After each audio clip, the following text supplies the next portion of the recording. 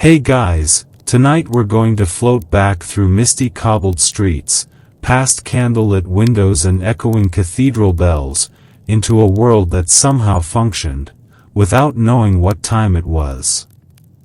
You're going to stumble into echoing stone chapels, wander marketplaces where nobody wears a watch, and climb towers filled with massive gears that don't even bother with a minute hand. You're going to wonder, maybe more than once, how anything got done. And trust me, if you were trying to get to medieval school or a blacksmith appointment exactly on time, you probably wouldn't survive this. So, before you get comfortable, take a moment to like the video and subscribe, but only if you genuinely enjoy what I do here. And let me know in the comments where you're listening from, and what time it is right now. Now, dim the lights, maybe turn on a fan for that soft background hum, and let's ease into tonight's journey together. You wake up, well, not to an alarm, because those don't exist yet. Not to a smartphone. Not even to a rooster, though that might happen later. No, right now, you're in the Middle Ages, and time is slippery. You don't own a clock. Nobody you know owns a clock. You wake to light, to the stir of animals, to the muffled sounds of a village shaking off its dreams. There are clocks somewhere. Maybe a town or two away, maybe in a towering church. But they're not like anything you'd recognize. They don't tell you it's 7:03 a.m. They might not even tell you it's 7. They might just chime, deeply and slowly, to tell you something holy is about to happen, like matins, or prime. Not, meet me at 8, but, meet me when the third bell tolls.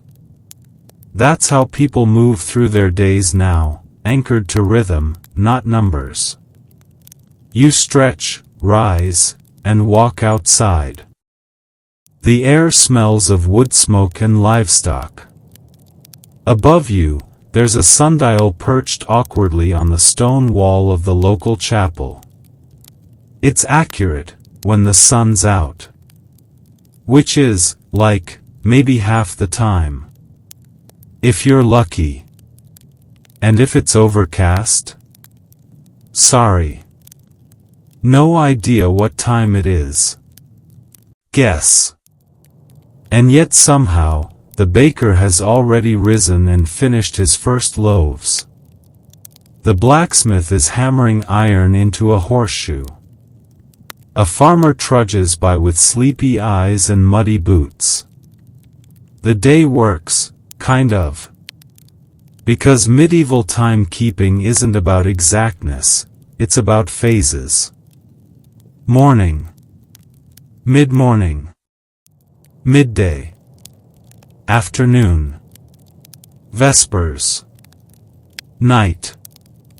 It's time, but not the way you know it. And here's where things get stranger. Even the few clocks that do exist, the really big ones, the ones up in cathedrals and civic towers, they don't have minute hands. Some don't even have hands at all. No pointing arrows. Just bells. Bells that ring every hour, or half hour, or whenever a monk yanks a rope, and everyone just shrugs and adjusts. You head toward town, feet crunching gravel. A cloaked traveler trudges past you, asking if it's close to midday. You glance at the sky, give a guess. He nods, thanks you, and continues. He might arrive around when he needs to. Or he might not. Nobody's setting a meeting for 12:45. That concept doesn't exist yet. Because minutes, as in 60 of them per hour, are real in theory, sure.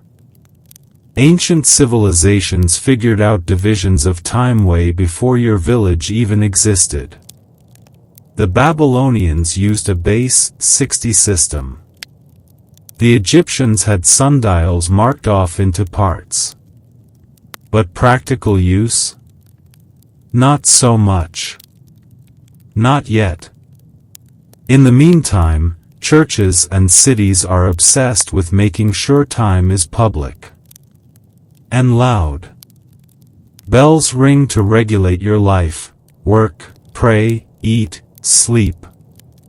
In places like Milan or Paris, massive bell towers rise into the sky like stone metronomes, commanding attention. You hear a bell and know it's time for Mass, or to head to the market, or to get out of bed, like a cosmic snooze button you don't control. And yet the concept of rushing doesn't exist. You walk to the rhythm of hooves, not ticking. You wait on the weather. You take a nap because there's nothing else to do. Imagine trying to catch a train in this world. Actually, don't. That's centuries away. And probably stressful. Back in your village, you pass by a group of kids playing. One yells that it's almost noon by the church bell, and everyone starts to wrap up their game. That bell has no minute precision. It's not synced to Greenwich Mean Time. It rings when it rings. And everyone believes it.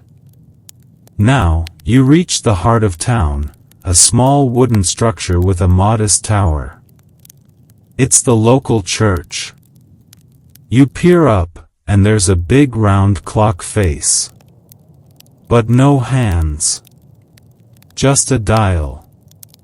And every so often, a figure pops out, a painted wooden man with a club, or maybe a lion, or a saint, and a hammer strikes a bell. This is time, medieval style. Symbolic. Ritualistic. More art than science. Here's the kicker, people love it. There's no anxiety about being 5 minutes late. There's no tapping your wrist at someone in irritation. If you show up around the bell, you're on time. Historians still argue whether this loose relationship with time was a result of technological limits, or a deeper cultural preference. Maybe medieval folks just didn't want time sliced into tiny stress nuggets. Maybe they liked the mystery. Or maybe they just had no choice. A fun side note? One of the earliest known mechanical clocks, built around 1280 in England, was just a bell-ringing mechanism. No dial. No hands. Just gears and hammers, keeping the monks of the Salisbury Cathedral on schedule. That's it. No visual interface. Imagine setting an alarm on your phone but never seeing the clock face. Just trusting it'll scream at you when necessary. And you might ask, why didn't they just add hands? Well, they couldn't. Yet. The tech wasn't refined enough for that kind of accuracy. Minute hands require smoother motion, tighter gears, and smaller tolerances. We're not there. Not even close. But remember that bell-ringing clock? People thought it was magical. Even heretical, sometimes. Machines that measure time? Suspicious. One bishop reportedly called clocks the devil's tool for trying to regulate God's sacred rhythms. Bit dramatic, honestly. Still, in your cozy medieval town, time is a shared, slow-moving story told by bells, shadows, and the occasional guess. No one's wearing a minute hand. No one's checking a pocket watch. And certainly no one sprinting to catch a meeting at 3:07 p.m. sharp. You sigh, stretch, and glance at the sky. Probably time for lunch. Or something vaguely resembling it. And that's enough. You head toward the hill where the stone monastery sits, tucked behind crumbling walls and half-wild gardens. The air smells faintly of thyme and beeswax, and a single bell chimes low in the distance, echoing across the valley like a deep breath. Here, inside these walls, time isn't just practical, it's holy. You step quietly through the worn wooden gate and into the cloister. Robed figures pass like shadows, their sandals whispering over smooth stones. A brother nods to you, holding a bucket of water, another shuffles past with a stack of books. Everyone here moves with purpose, but not with haste. You'd think they were all on some perfectly timed schedule. And they are. Sort of. Because if there's one place in medieval life that truly cares about time, more than kings, knights, or even merchants, it's the monastery. The monks here follow the rule of Saint Benedict, which breaks the day into a series of religious services known as the Divine Office. Matins, lauds, prime, terce, sext, none, vespers, compline. Fancy names, sure, but think of them like spiritual pit stops, evenly spaced through the day and night. Except the spacing? Not based on hours. Not like you'd imagine.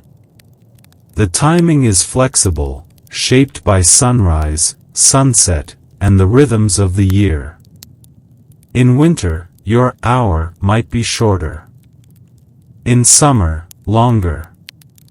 It all stretches and squishes like warm dough.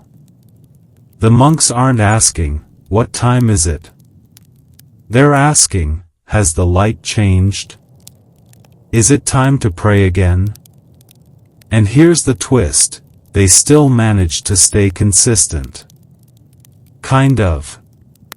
The problem was, as the centuries rolled on, people began relying less on natural signs and more on mechanical solutions. That's where things started to get squeaky and complicated. You're now inside the scriptorium, where the monks are copying texts by candlelight. Above the room, in a small tower, sits one of the earliest timekeeping devices of medieval Europe, a primitive mechanical clock. It doesn't have hands. Doesn't even have a face. It rings a bell. That's it. Clank. Bonk. A hammer striking a bell every hour to signal the next prayer. But this device? It's a big deal. Monasteries like this one were some of the first places to experiment with mechanical time. Why? Because they needed to know when to pray, even if it was dark or cloudy or someone fell asleep and forgot to count the stars. One early example.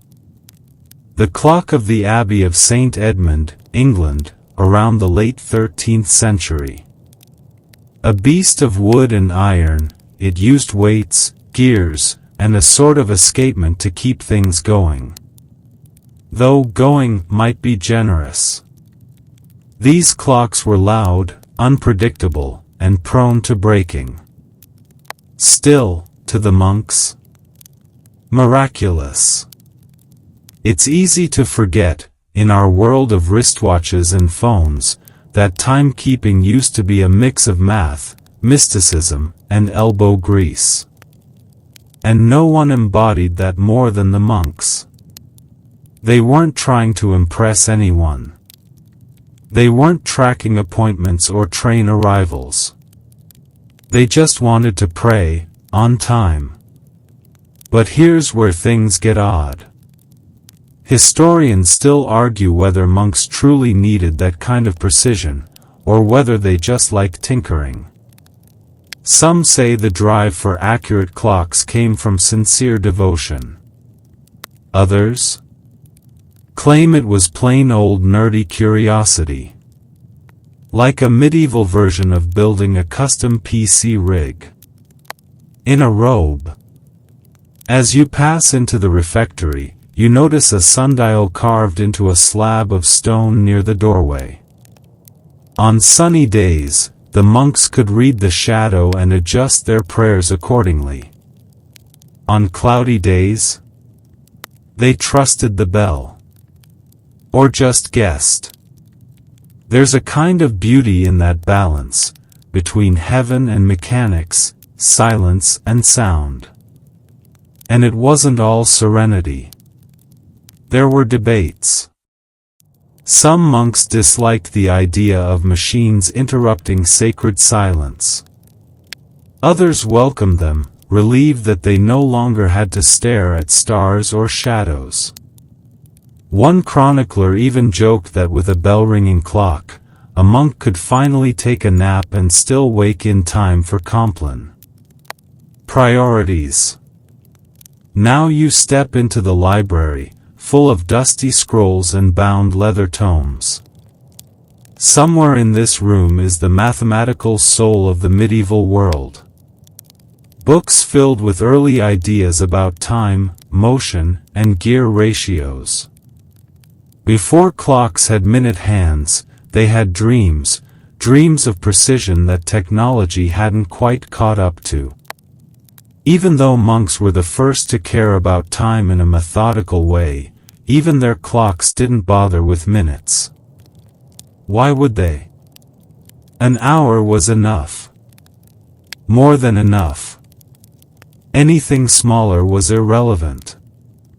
Minute hands weren't just missing, they were unthinkable. Picture a monk in the 1300s checking a modern digital clock and seeing 6:44. His reaction? Probably something like, "What in God's name is that?" He might assume it's a page number. Or a secret code. Or possibly a sin. Now, fun fact for you, some monasteries even had water clocks, where vessels slowly filled or emptied to mark intervals. Elegant, sure, but kind of a nightmare if you spill something or the cat knocks it over. Still, they represented one of the earliest attempts to make time move, even when the sky wasn't cooperating. And they weren't the only odd inventions. One monastery reportedly used a candle clock, with notches carved at intervals. As the wax melted past each mark, a monk would ring a small bell. Problem was, candles burn at different speeds depending on the air. So sometimes the night prayers came a little early. Or late. Nobody complained. Probably. Back outside, you glance again at the monastery tower. It's quiet now. The bell is still. Maybe the mechanism is being rewound.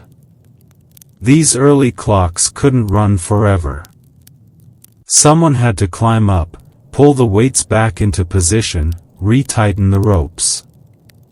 A delicate, daily ritual, all so the monks could keep praying in rhythm with a divinely imagined schedule. You feel a breeze. The sun has shifted. Somewhere deep in the stone belly of the monastery, gears grind. A heavy hammer rises. Bong. Another bell. Another prayer. Time rolls forward. And you're starting to get it, how, in a world without phones, watches, or microwave oven displays, the monks led the charge toward mechanical time. Not because they wanted more hours in the day, but because they wanted to make the hours they had holy. You leave the monastery behind, stepping onto a dirt road that winds through sleepy fields and tangled hedgerows. Crows circle above, lazy in the morning heat, and a flock of sheep watches you pass like you might have snacks. You don't. But you do have something better, a growing curiosity about how people measured time before gears and bells got fancy. Because while monks were ringing their hours in stone towers, ordinary folks, peasants, travelers, market-goers, were relying on something older, cruder, stranger. Welcome to the weird and wonderful world of pre-mechanical timekeeping, where water and whimsy ruled the clock face, or rather, the lack of one. Imagine you're in ancient Greece, somewhere between a toga and a philosophical sigh. You're in a courtroom, not because you did anything wrong, probably, and there's a large, dripping device near the center. It's called a clepsydra, or water thief, and it's the judge's way of making sure you don't talk forever. Water slowly escapes from a jar through a tiny hole, and once it's empty, your time to speak is up. If you're still rambling about sheep taxes, too bad. Next witness. Fast forward to the Islamic Golden Age, and you'll find even more impressive contraptions. Engineers like Al-Jazari designed ornate water clocks with rotating stars, mechanical birds, and floating figurines that popped out to mark time. Historians still argue whether his clocks were mostly ceremonial or genuinely practical, but either way, imagine a giant clock run by buckets, ropes, and maybe a duck. It's like if Rube Goldberg and Da Vinci had a tea party in Baghdad. And yes, these ideas filtered into medieval Europe, slowly, cautiously, sometimes mistranslated. But long before minute hands arrived, people were already trying to track time more precisely. The problem? These devices were touchy. Water evaporated. Gears slipped. A sneeze could mess everything up. Still, peasants in some medieval villages used water clocks to brew beer or time baking. Some bakers would actually fill a small cone with water, pierce a hole in the bottom, and say, "When this empties, take out the loaves." Perfect science? Not even close. Did it work? Usually. Unless your kid knocked it over chasing a chicken. You step into a larger village now, more bustling than yours, with a central square and a wooden scaffold covered in what looks like pots and pipes. This is the home of a traveling timekeeper. Yes, they existed, and he's about to show off his latest invention, a weight-driven clock. The crowd gathers.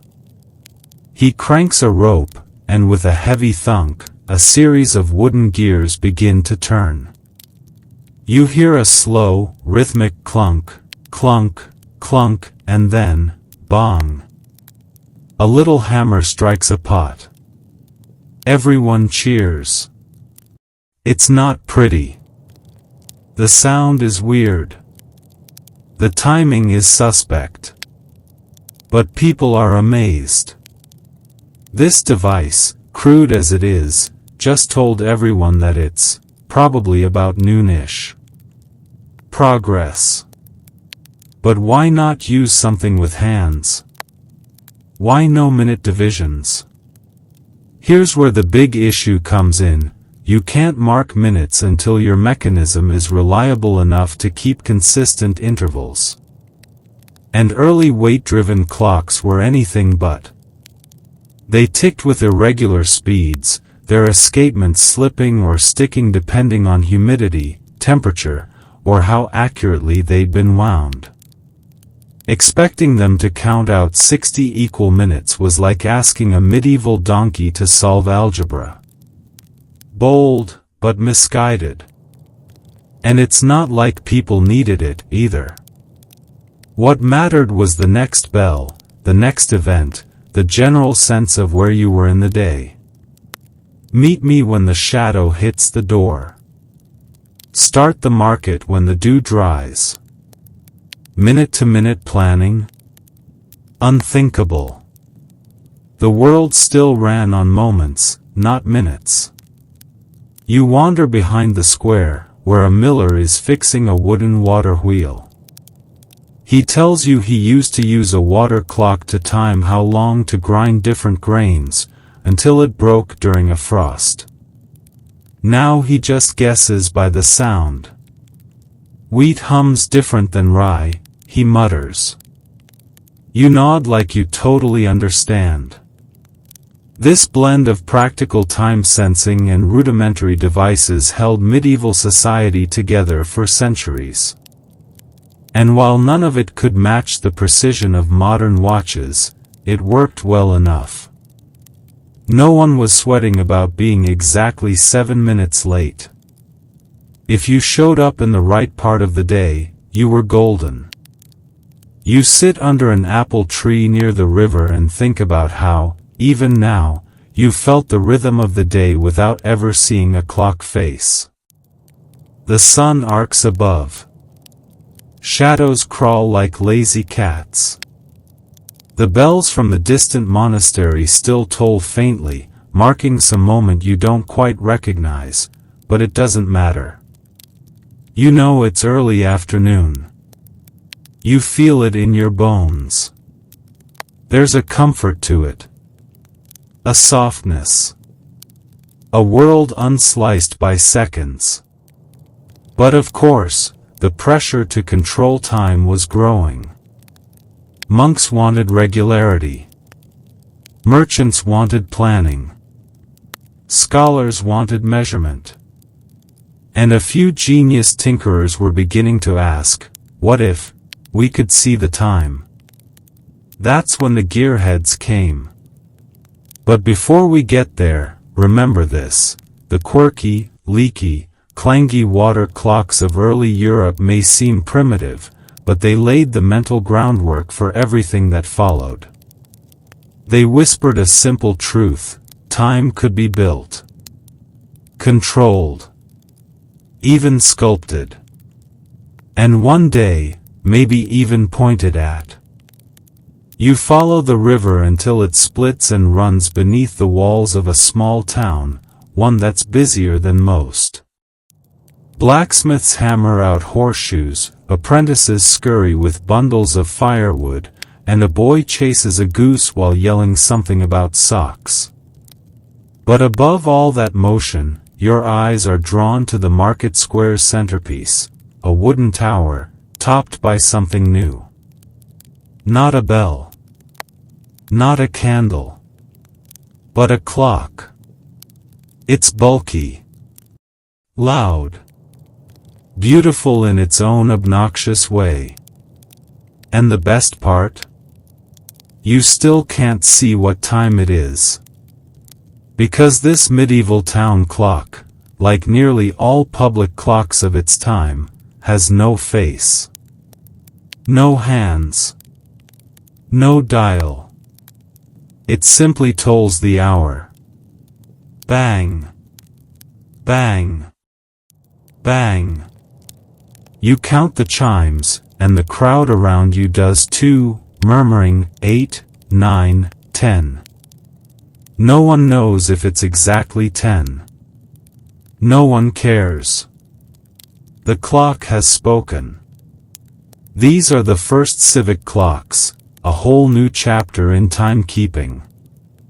Unlike monastic clocks tucked away in abbeys and cloisters, these beasts were built for cities. For crowds. For commerce. For showing off. Cities like Milan, Bologna, and Norwich began installing large weight-driven clocks in their bell towers during the 14th century. These were less about measuring time and more about declaring it. And honestly, they kind of worked like medieval power moves. You see, having a clock like this said, hey, we're not just some sleepy village waiting for roosters to crow, we're a serious place. We ring our own hours, thank you very much. Merchants could plan better, churches could stagger services, and city councils could hold meetings with a little more authority than, when the moon looks sort of like a spoon. But still, no hands. Why? Well, a few big reasons. First off, as you've probably guessed, mechanical clocks weren't all that accurate yet. They ran fast, then slow. Temperature, gear wear, gravity, everything conspired to make the timing shift. If you added hands and a clock face, you'd be promising more precision than the machine could deliver. Imagine a clock that looked like it was saying 3:24, but actually it was somewhere between 2:50 and 3:10. The outrage. The peasant revolts. Or more likely, the shrugs. Instead, medieval engineers did what any good hype team does, they focused on what worked. The bell. It was simple, clear, and dramatic. And, most importantly, communal. Because sound brings people together. A clock face might be read by one person squinting upward. But a bell? A bell tells everyone at once. The trader. The cook. The dog chasing pigeons. If you lived in town, the bell ruled your day. Not by the minute, but by mood. The bell for morning trade. The bell for vespers. The bell that meant the tavern should probably start serving. And here's a detail that historians love to debate. Some of the earliest town clocks didn't even chime at fixed hours. Some were just set to strike at important times, like for council sessions, curfews, or feast days. In other words, clocks weren't telling time so much as declaring moments. There's a subtle but important difference. You wander into the building below the clock tower, where a man is winding up the enormous weights. Thick ropes creak. Gears grind. He's covered in grease and sweat, and he looks very proud. This is the clock warden, a full-time job in some cities. His job? Keep the mechanism going. Reset it every day. Bang the bell if the gears jam. He's part mechanic, part priest of punctuality. He tells you, with no small amount of swagger, that his clock was built in 1356 by a team of German metalworkers. That it takes an entire hour to wind. That once, a raven got caught in the bell wheel and made the city think the world was ending. You believe him. Especially the raven part. Then, he says something that catches you off guard. Minute hands are for people who have too much time. You blink. He winks. It's more than just a quip. It speaks to the mindset of the age. Life was still mostly seasonal, shaped by festivals, planting cycles, daylight. No one needed to know it was 4:17 p.m. They needed to know when the market closed, or when to start boiling the beans. One scholar wrote that, the invention of the hour was an abstraction, but the invention of the minute was a threat. Time, once a shared and flowing rhythm, was now beginning to fracture. To get chopped into smaller and smaller bits. But the city clock? It resisted. With every chime, it kept things whole. Still, changes were brewing. Inside a nearby guild hall, merchants meet beneath stained-glass windows. Their ledgers are full of numbers, notches, cargo weights. They start pushing for more consistent timing. Fewer, when the bell rings-ish, excuses. One even mutters about quarter hours. You feel a chill. It's coming. The demand for precision is growing. But not yet. You step out again into the golden haze of afternoon. The clock strikes 3, probably. People adjust their pace. Children scamper home. A man starts setting up his barrel organ. Everyone accepts the bell as truth, even though, deep down, they know it's more suggestion than science. Back at the base of the tower, the clock's face remains blank. Just a few wooden panels and a shuttered hatch where pigeons roost. No minute hand. No hour hand. Just sound, space, and suspense. And yet, something stirs in the workshop next door. A glint of brass. A new design. A hand, perhaps, drawn in chalk on a board. The idea is taking shape. But it's not time. Not yet. You follow the sound of hammering through narrow alleys, where the air smells like sawdust and hot metal. It leads you to a dim workshop tucked behind a leather tanner's stall. Inside, things clatter and hiss. A boy pumps a bellows. A bearded man with wild hair squints at something tiny on a workbench, a gear, no larger than a coin, but shaped with obsessive care. Welcome to the nerve center of the mechanical revolution, the clockmaker's domain. Now, don't let the chaos fool you. This cramped little space is part of a quiet arms race between cities, monasteries, and scholars, each vying to make time itself obey machinery. And the stakes are surprisingly high. Because while civic clocks chime boldly above town squares, their insides are still rather medieval. Wooden wheels. Rough iron cogs. Escapements that work most of the time if the wind doesn't change. It's a miracle they run at all. But the man in this shop isn't satisfied with miracles. He wants consistency. Refinement. Control. And to get there, he's about to bring you face to face with the Virgin Foliot escapement. Try saying that 3 times fast. This awkward-sounding invention, which first appeared in the late 13th century, is what lets early mechanical clocks even pretend to measure time evenly. It's a clever little system involving a horizontal bar, the foliot, swinging back and forth, regulated by pins and weights. The escapement acts like a mechanical brake, releasing the gears in controlled bursts, tick-tock, tick-tock, so the heavy weights don't just spin everything into chaos.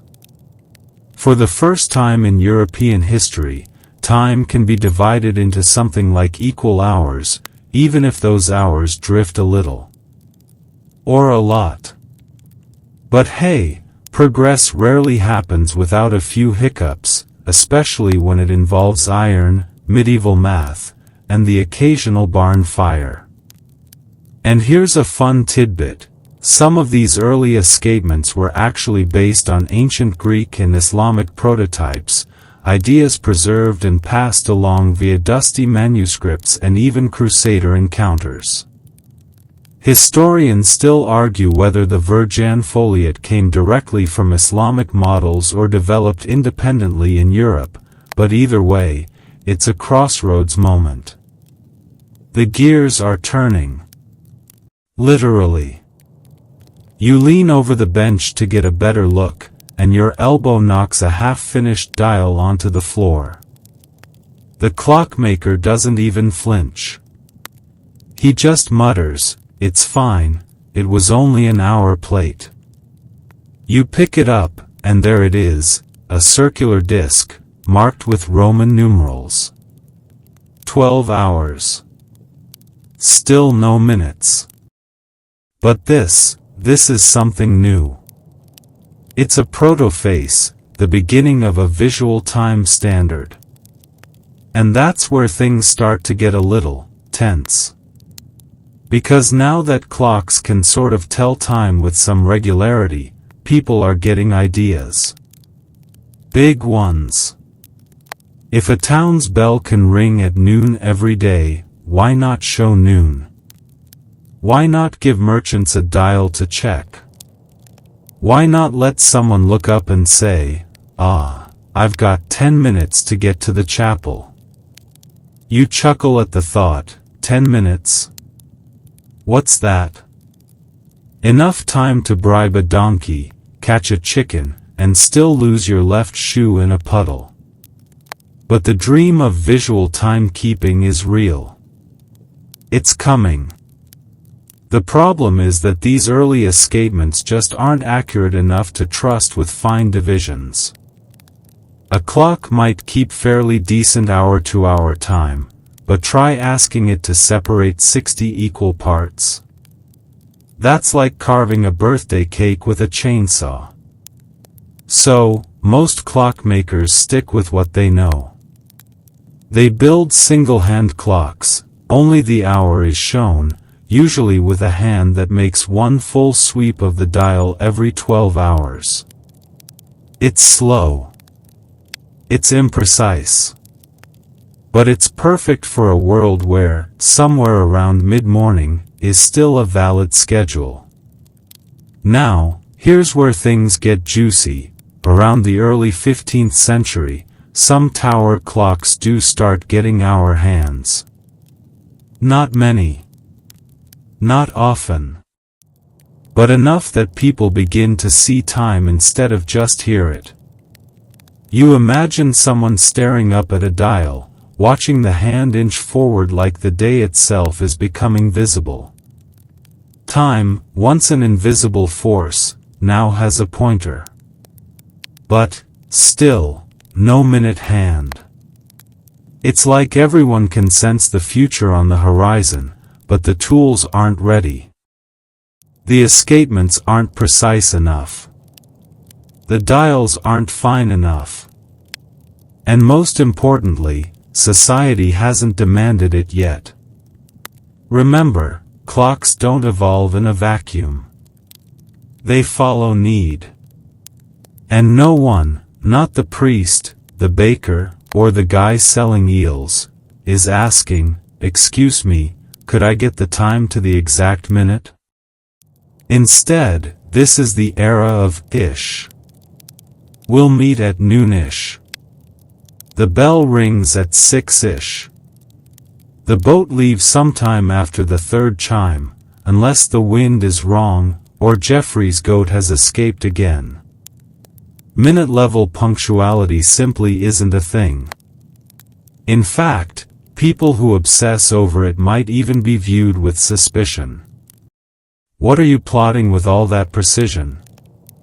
You step out of the workshop just as the clock strikes again.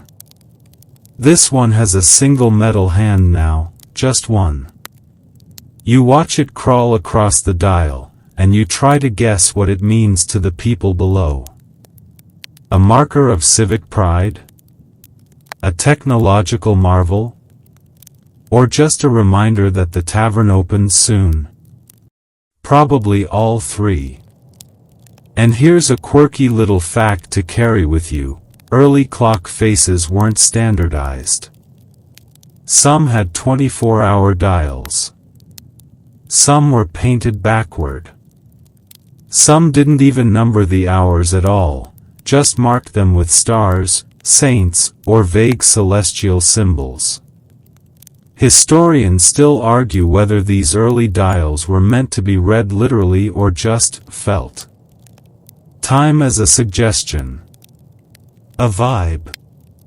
But for all the gear turning, escapement ticking excitement, the clockmaker shakes his head when you ask about adding another hand. It wouldn't mean anything, he says. Not yet. You nod, and he returns to his gears, muttering about balance wheels and lead weights. Outside, life flows on in its own slow rhythm. The market buzzes. Horses clop past. Somewhere, a distant bell calls the faithful to prayer. The minute hand waits in the wings. You're back on the road, boots muddy from yesterday's rain, and every town you pass seems just a little more orderly than the last. Streets are straighter. Bells ring with more consistency. Even the drunk stumbling out of the alehouses seem to do it in synchronized rhythm. Something's changing. You can feel it. The year is drifting toward the late 1400s, and across Europe, the gears are finally tightening. Not literally, you still hear plenty of clanking from wonky escapements, but metaphorically? Oh yes. Because now, the clock is no longer just a novelty. It's becoming law. You arrive in a bustling city square where the clock doesn't just chime hours, it rules them. Guards lock city gates on the first bell after sunset. Merchants have to close stalls at the fourth bell of the evening. Bakers can't even light their ovens before the bell rings 6 in the morning. In short, time isn't just being marked, it's being enforced. And this is where things start to get interesting. Because people aren't just listening to time. They're living by it. Cities begin publishing ordinances based on clock time. Toll booths open and close according to the bell. Night watchmen change shifts by the chimes. The mechanical clock has gone from a curiosity to the heartbeat of urban life, and that heartbeat is getting steadier by the day. But here's the catch, even though everyone is acting more punctual, the machines are still stuck in the past. The minute hand still hasn't arrived. Why not? Well, think of it this way, adding a minute hand would be like giving a toddler a calculator and expecting it to do your taxes. The average 15th century tower clock is still accurate to within about 15 minutes on a good day. And that's if it's well maintained, not frozen over, and hasn't recently been kicked by a horse. So while societies begin to want more precision, the machines can't quite deliver it yet. And that, ironically, makes people creative. Take the example of church bells in Italy, where certain cities start dividing the hours not into 60 minutes, but into smaller chimes, half-hour marks, quarter-hour intervals, even thirds of the hour. Not precise, per se, but more granular. People begin to speak in phrases like, at the third quarter past terce, which sounds impressive, even if nobody's quite sure what it means. And then there are the horologes, early mechanical clocks that live in monasteries, towers, and even noble homes. These marvels start appearing with rotating rings, rotating dials, and slowly, so slowly, you begin to see designs that include a second hand. Not operational, mind you. Just painted there. Like someone wanted to imagine it in place before they could actually build it. Which brings us to a very human truth: people tend to dream faster than their tools can keep up. You see it in the scribbled blueprints from clockmakers in Nuremberg and Paris. You see it in the ornate, almost comically detailed timepieces being commissioned by nobles who want a clock just to show off. In one particularly unhelpful example, a duke asks for a clock that plays a harp tune, chimes the hour, shows the phase of the moon, and features a tiny mechanical lion that yawns once a day. No one asks whether it tells the right time. Historians still argue whether these elaborate creations helped or hindered the spread of accurate timekeeping. Some say they pushed the technology forward through patronage. Others say they were glorified toys that distracted from real progress. One thing's for sure, they were not user-friendly. And yet, as you wander into a merchant's hall, something catches your eye. A small, brass-cased clock resting on the wall. Nothing too ornate. One hand, 12 numbers. But next to it, a strip of markings. 60 of them. Barely legible. Decorative, maybe. Or maybe not. You lean in. The merchant chuckles and says, "We don't use those. Yet. But some places are trying it." That's when it hits you. The minute marks are here. The hand just hasn't caught up. This is the liminal phase, the moment before invention becomes adoption. Like when everyone had CD players but no CDs. The infrastructure is whispering to the future. The people, gradually, are listening. You overhear two scholars arguing at a nearby bench. One insists that time should remain flexible, measured by natural cues and spiritual rhythms. The other says time is a force to be tamed, brought under the rule of logic and reason. They mention Galileo, still a few decades away from his pendulum experiments, but already feared by traditionalists for thinking too mathematically. And you can feel the tension, between rhythm and precision, between faith and mechanism, between enough time and exact time. A culture-wide tug-of-war. No one's won yet. But the minute hand? It's waiting at the edge of all this, sharpening its point. Here's a quirky footnote: some nobles in this era reportedly hated mechanical clocks, insisting on hourglasses and water clocks instead. Why? Because mechanical clocks were noisy and unreliable. And, perhaps most importantly, they challenged the nobility's divine sense of order. If everyone had access to time, then time was no longer a privilege, it was a standard. A shared truth. That's terrifying if you built your life on hierarchy. Still, you keep walking, and you notice something new. People glance at clocks. Not listen, glance. As if expecting them to say something beyond just the hour. The pressure's building. The demand is there. The dials are ready. But the minute hand? Still holding back, like a nervous actor before their entrance.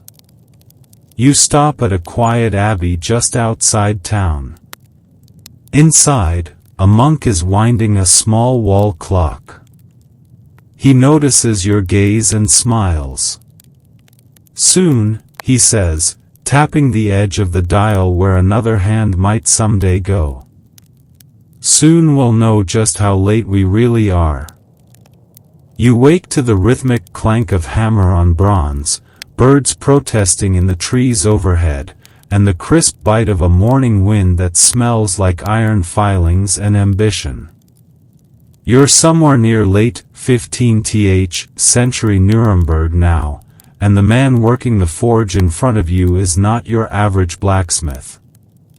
He's one of the best clockmakers in Europe. And his name, if you squint at the engraving over his workshop, is Peter Henlein. Yes, that Peter Henlein. The man often, though not always fairly, credited with inventing the portable clock, the watch's granddaddy, if you will. He doesn't know it yet, but history is about to hang all kinds of claims on him: innovator, genius, maybe even fraud, depending on which historian you ask. What we know for sure is this: things are finally speeding up. Henlein is building something small. Not tower-sized, not monastery-mounted. Something that can fit in a palm, or a pocket.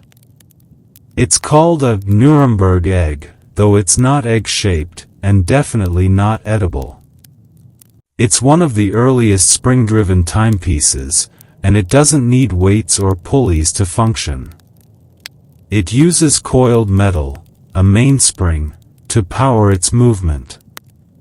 And just like that, you've left the age of giant gears and entered the age of personal time. You hold one of Henlein's early pieces in your hands. It's warm from the forge, slightly ticking. One hand. No glass cover. But it's alive in a way no civic clock has ever felt.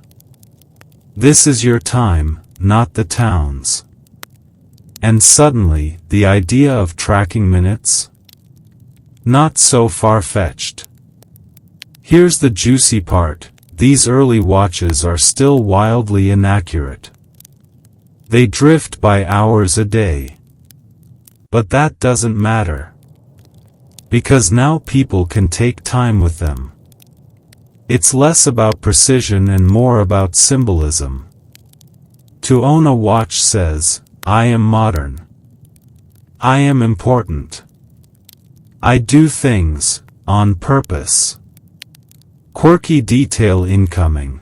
Some of these early timepieces didn't even bother being accurate. They were designed more like jewelry, worn on chains or clipped to belts, often engraved with mottos like Tempus Fugit, Time Flies, or Memento Mori, Remember You Must Die. Cheerful stuff. And still, only one hand. Why?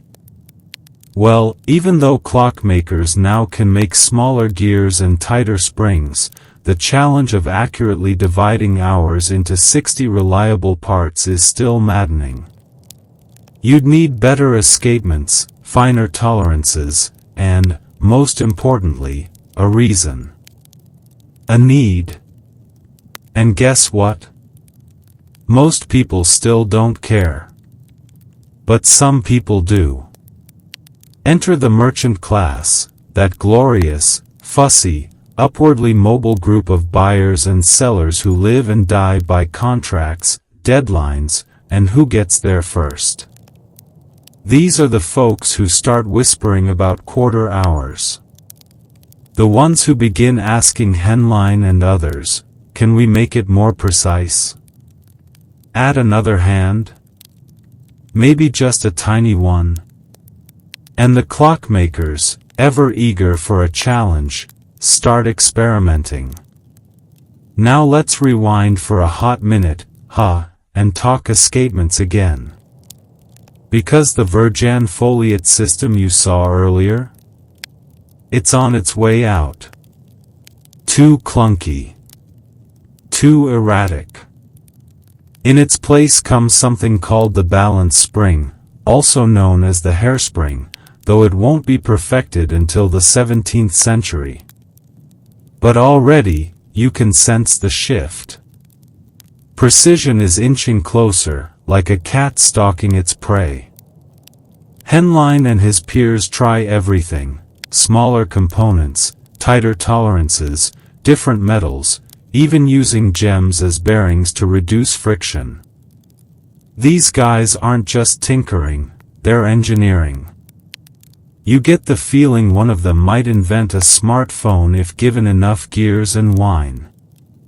Historians still argue whether Henlein's watches truly kept better time than their massive tower cousins. Some say they were marvels of miniaturization but mechanical disasters. Others claim Henlein merely popularized an idea that was already brewing. Either way, his name sticks, and so does the movement, pun very much intended. You wander through the workshop, admiring rows of tiny cogs lined up like pastry slices. There's a half-finished watch with what looks like 2 hands. You freeze. 2? Is that a minute hand? You look closer. Nope. Just a second-hour hand, painted on as decoration. You sigh. But the idea is there now. The shape of things to come. Because once time becomes personal, once it starts moving with you instead of around you, the minute becomes more than a technical hurdle. It becomes a promise. A declaration that life can be divided into smaller, measurable pieces. That everything has a beginning and an end, and a duration. It's no accident that this same period births double-entry bookkeeping, regularized postal services, and more standardized contracts. You can't run those on vague hours and guesswork. You need timing. Another weird but true tidbit: some early pocket watches didn't use numbers at all. They just had symbols, or even zodiac signs. So if you were born under Sagittarius, maybe your meeting was scheduled 2 signs past Leo. Somehow, people made it work. But it also shows how fluid the concept of time still was. And then, you meet her, a young apprentice sitting by the window, engraving impossibly small numerals onto a brushed silver dial.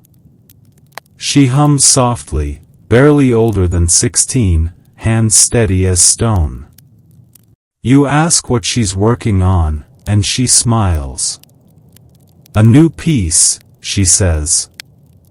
It might have a second hand. Your eyes widen. Not a real one, she adds. Just a guess at what the future might need. You sit there for a moment, the gears around you whirring like cicadas, and wonder what it would feel like to be exactly on time. The wind picks up outside, blowing the workshop door open just as the town bell rings. You glance at a wall-mounted clock. 1 hand. A clean face. But something's different. There are 60 tiny marks etched around the edge, so small you almost miss them. They're waiting. The hands just haven't caught up yet. The fog is thick this morning, soft and cool on your skin, like walking through breath. You hear footsteps ahead but can't see their owner yet. Somewhere in the gray soup, a bell tolls, not loud, but precise, clipped, like it knows exactly what it's doing. And maybe it does. Because now, you've crossed a threshold. The year is crawling into the 1600s, and that haze around you? It's not just weather. It's the blur between medieval and modern. The fog of old systems thinning just enough to reveal something sharper beneath. And there it is, the minute hand. Not a rumor, not a decoration, not some optimistic etching made by a dreamy apprentice. A real, working minute hand, thin and stiff as a sword, ticking confidently over a circular face divided into 60 markers. You see it on the wall of the Wells Cathedral clock in England. Installed earlier but modified now, one of the earliest to feature two functioning hands. And this time, the shorter one isn't lonely anymore. You glance at it. It's just after 7:43 a.m. Or maybe 7:42. Either way, this is no longer approximate time. It's measured, regulated, public. And yes, it's a little terrifying. Because here's the deal, when you can track minutes, you start noticing them. Feeling them. A lost minute now means something. A minute late isn't a shrug, it's a consequence. Time begins to feel a little less like a river and more like a ruler, marked, counted, unyielding. So, how did we get here? Say hello to the pendulum clock.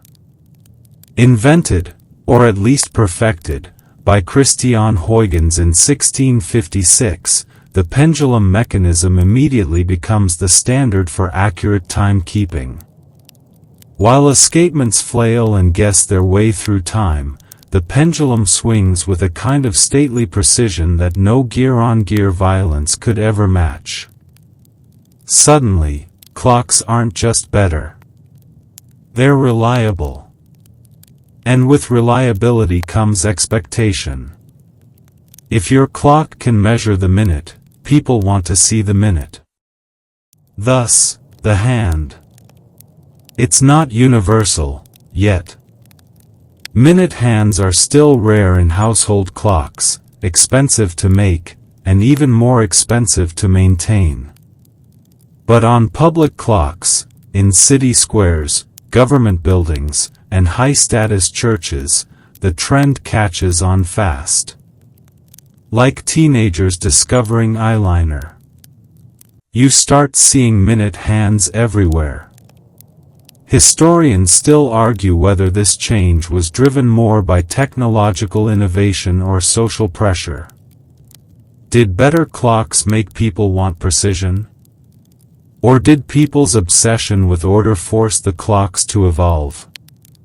Probably both.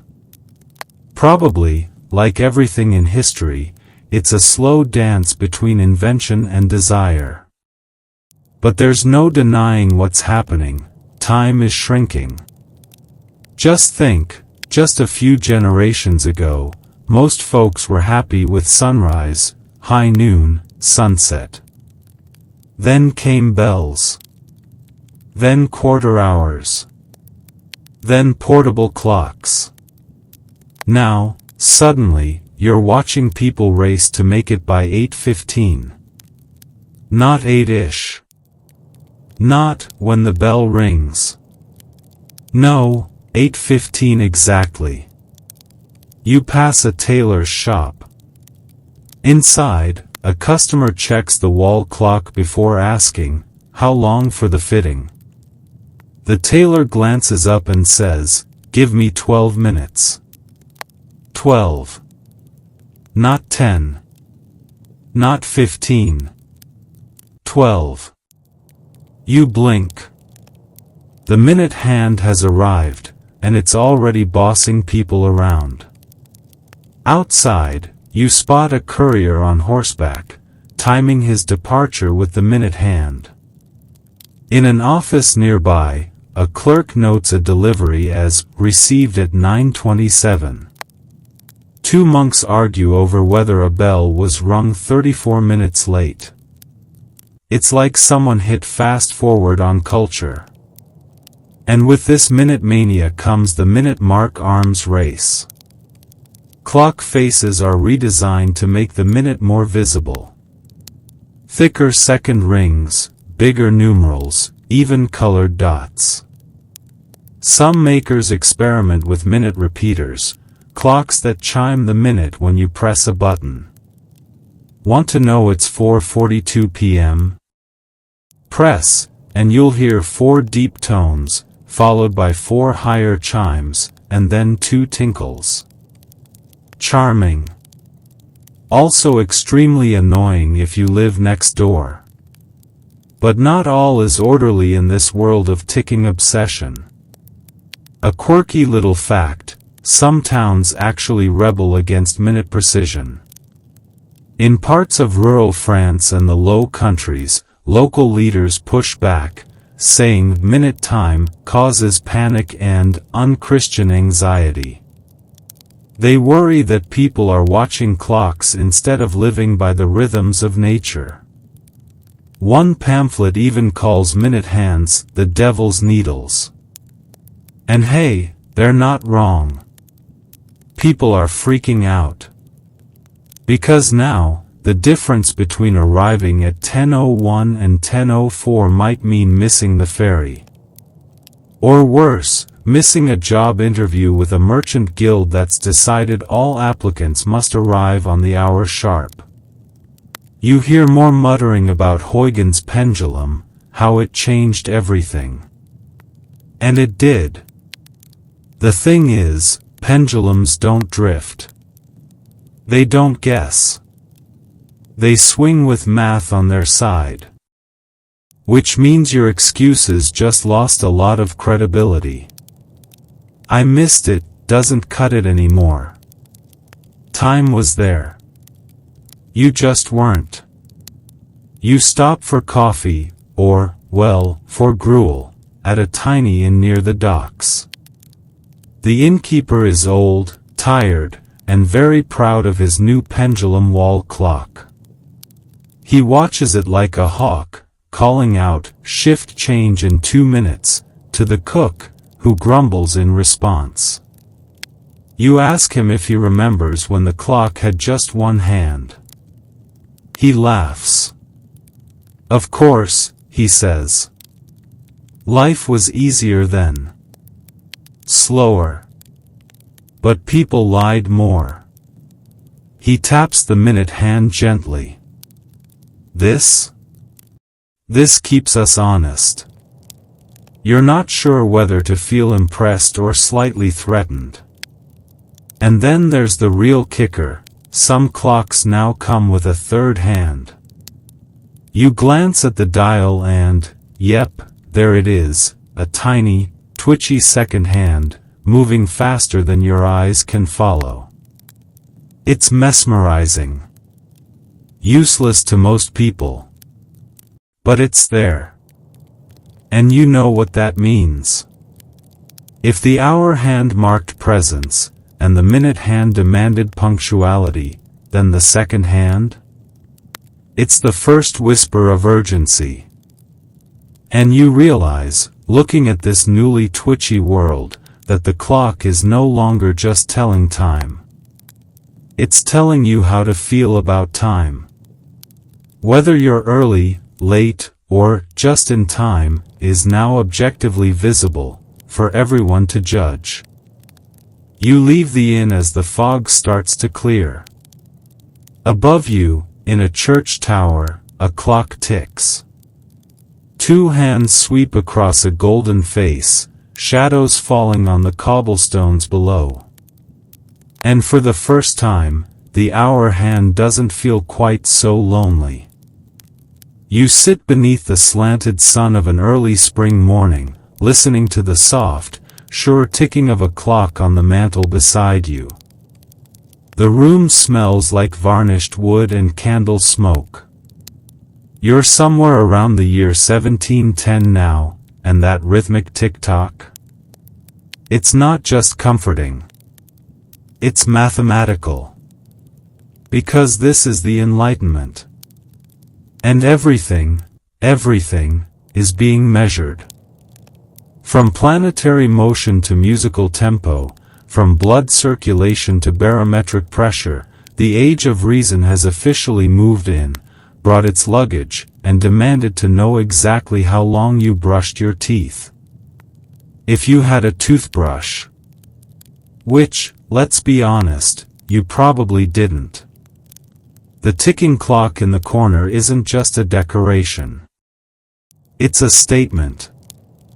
of intellect, of order, of your place in a universe that finally seems, maybe, just maybe, comprehensible. And you? You're right on time. This isn't a world of vague hours anymore. The pendulum clocks perfected by Huygens are now household staples for the wealthy, often accurate to within 15 seconds a day.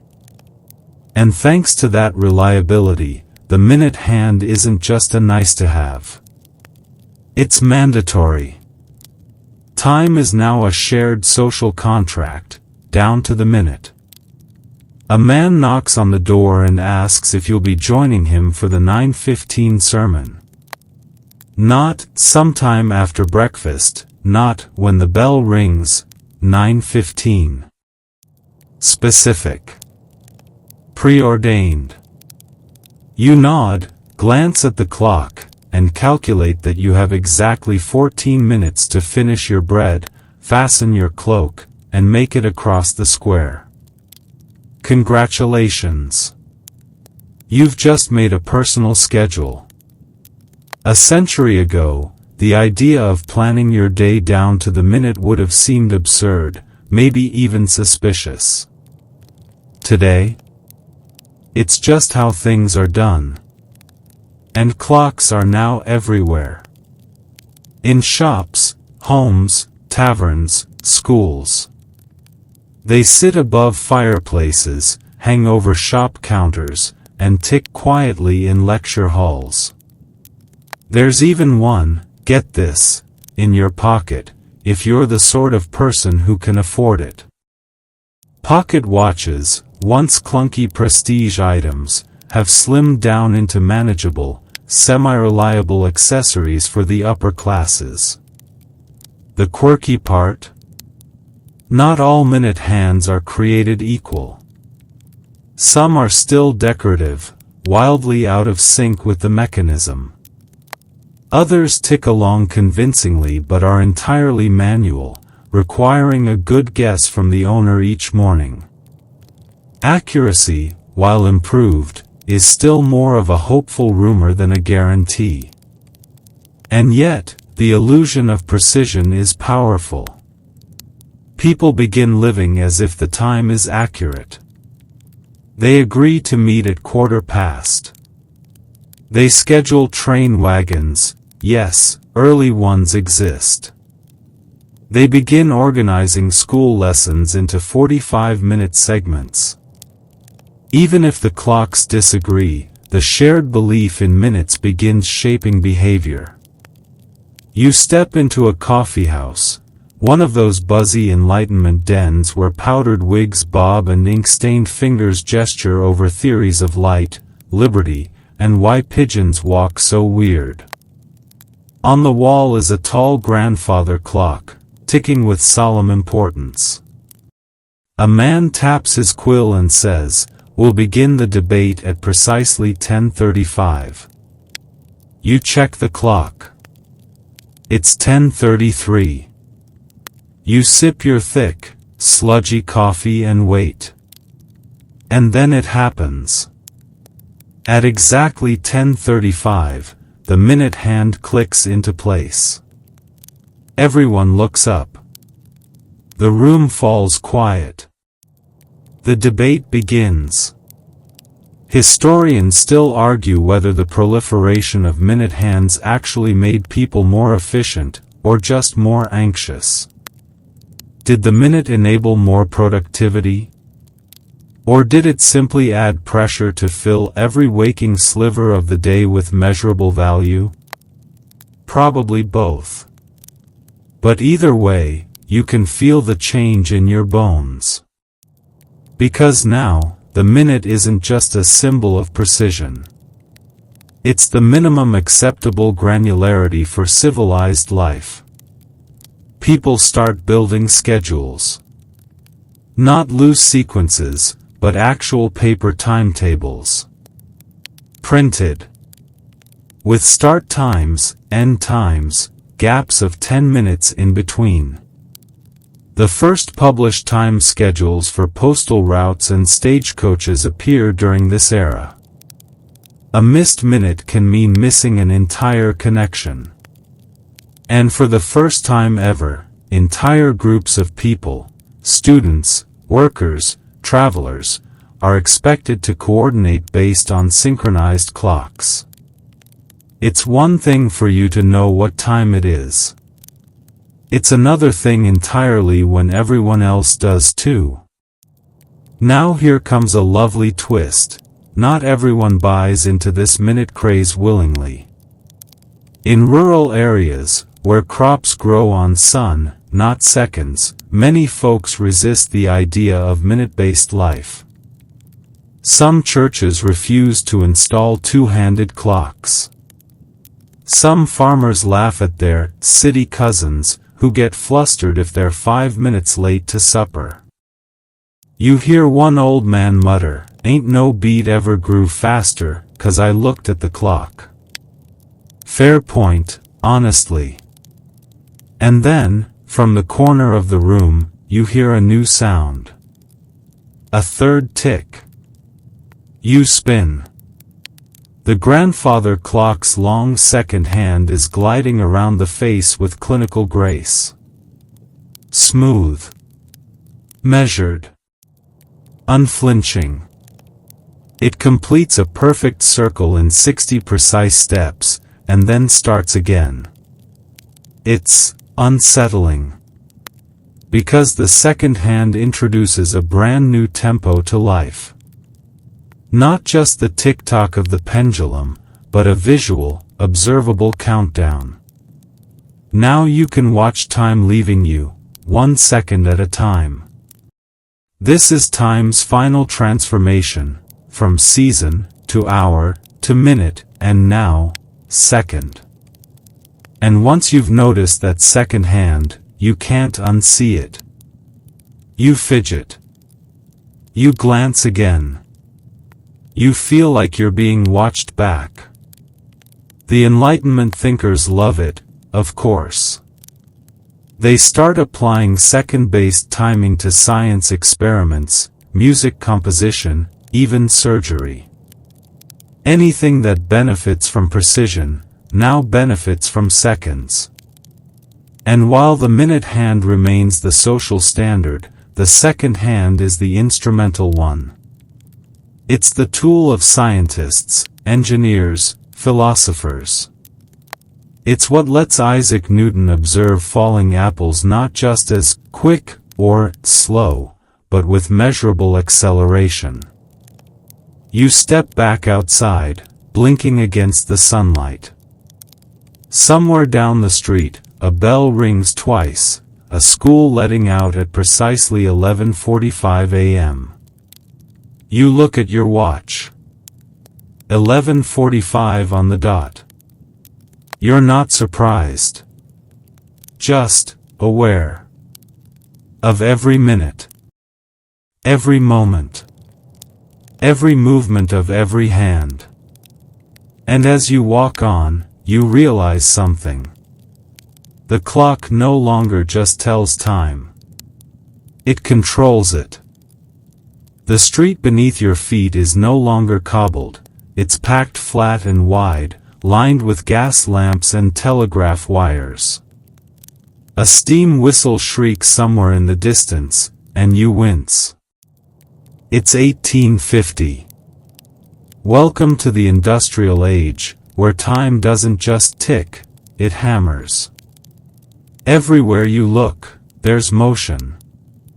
Horses, carts, shouting vendors, kids darting between booths, and above it all, the unwavering beat of machine time. Not natural time. Not bell time. Not even monk time. This is the domain of gears, pistons, and factory horns. And the minute hand? Oh, it's no longer a luxury. It's a boss. You follow the sound of clanging and steam toward a textile mill. The factory looms large and gray, smoke curling from its tall brick chimney.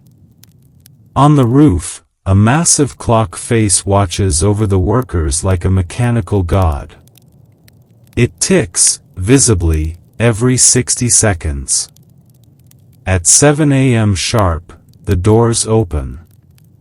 A stream of workers, men, women, even children, flow inside. They don't chat or dawdle.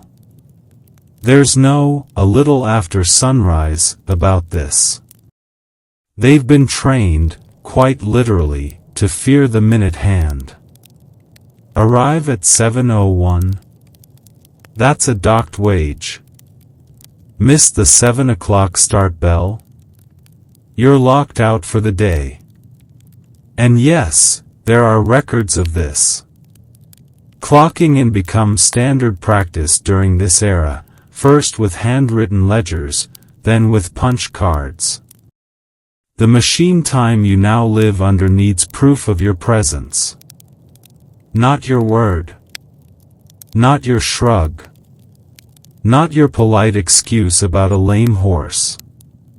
Just minutes, documented. You walk the factory floor. Looms thunder in rhythmic waves. A boy no older than 10 oils a gear while glancing at the wall clock. He's got 15 minutes until the next inspection. And yes, he knows it to the second. This is new. Because for the first time in history, time isn't just being watched, it's being bought and sold. Historians still argue whether the Industrial Revolution demanded precision, or if it simply exploited the precision that clocks had recently made possible. Chicken, egg, steam engine, minute hand, it's all tangled. But one thing is clear, without minute-level timekeeping, this whole era falls apart. Let's get quirky for a second, though. Not all clocks in this period agree. Not even within the same city. You stroll across town to the train station, passing 3 street clocks on the way. One says 2:03, one says 1:58, the others just stopped entirely. You ask a conductor which one's right. He grumbles, none of them. Only railway time matters. Ah yes, railway time. Before the railway boom of the 19th century, time was local. Noon was whenever the sun hit its highest point, which changed slightly as you moved east or west. In a small world, this worked fine. But trains move fast. And suddenly, the 5-minute difference between Bristol and London isn't charming, it's dangerous. Trains need timetables. Precise ones. With minute-by-minute planning. Delays of even 5 minutes could result in missed connections, stranded passengers, or, worse, head-on collisions on single-track lines. So railways start using standardized time, often based on a central city like London.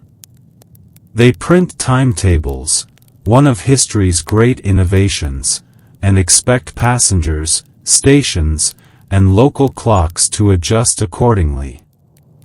In short, the train didn't just change where you could go, it changed when you lived. You sit in a station waiting room next to a tall clock with 2-minute hands, one for local time and one for railway time. It's ridiculous. But also necessary, because people are stubborn. They don't like being told their noon is now 12:07. Still, the minute hand wins. Over time, railway time becomes town time. Town time becomes standard time. And eventually, Greenwich Mean Time is born, coordinated across Britain, then Europe, and eventually the world. Global synchronization begins, with a minute. You board a train bound for Manchester.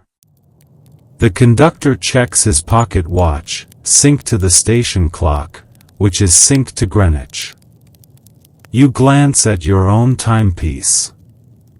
It's only 3 minutes off, but that's enough for the man next to you to raise an eyebrow. 3 minutes? Might as well be late for your own funeral.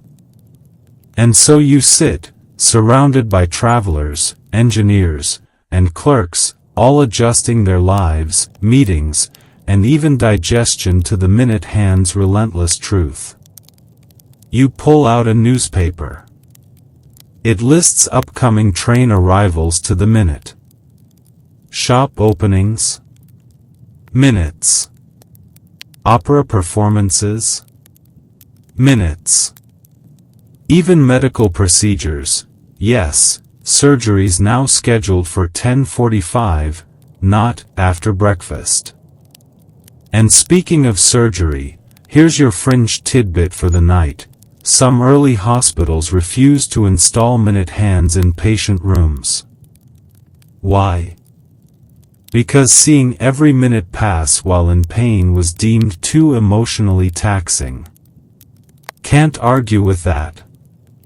You hop off the train and stroll through the city center, where large public clocks tick in unison.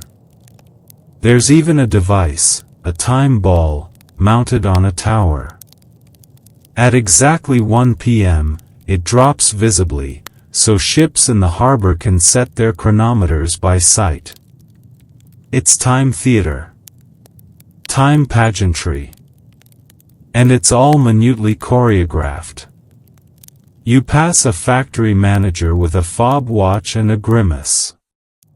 He's late by 2 minutes for a shareholders' meeting. It's nothing, he mutters. But it's everything. You can see the sweat bead at his temple. Those 2 minutes might as well be missing limbs. And here's the ultimate twist, even art starts dancing to the minute. In London and Paris, operas begin precisely at 8 o'clock. Doors close. Ushers hush the crowd. If you arrive at 8:03, you wait outside, humiliated. Punctuality becomes class, a marker of respectability, education, and money. And somewhere along the way, the minute hand stops being revolutionary. It just becomes normal. Expected. Invisible, almost. Like wallpaper. Like oxygen. You glance at a small mantel clock in a shop window. 5:17 p.m. You blink. You move on. No marveling, no awe. The minute hand is now a habit. It took 1,000 years, a few plagues, a couple of revolutions, a pendulum, and a lot of arguing monks, but now, it rules your life. Softly. Quietly. Irrevocably. The streetlights flicker, and you're no longer in soot-covered Manchester. You're somewhere sleeker now. Glass storefronts, soft shoes on concrete, gas lamps replaced by electric halos. The air smells faintly of ozone and roasted peanuts. It's the early 20th century, and the world is humming along to a new rhythm, electrified minutes. You glance at a clock tower, its glowing hands casting quiet shadows on the city square. The minute hand glides across its face like it knows exactly where it needs to be, and it does. Because now, thanks to electric wiring, synchronized time has gone mainstream. That's right. Clocks no longer just sit politely in corners or tick on dusty towers. They are now networked, hooked into power lines and radio waves. For the first time in history, hundreds, sometimes thousands, of clocks can all tick together, in perfect unison. And that changes everything. You step inside a post office. A clerk stamps a package and checks a wall clock that matches the ones in every other government building.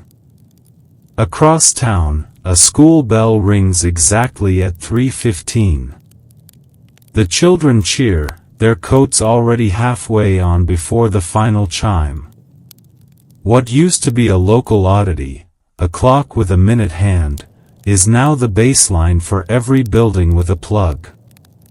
Electricity brings not just light, but uniformity.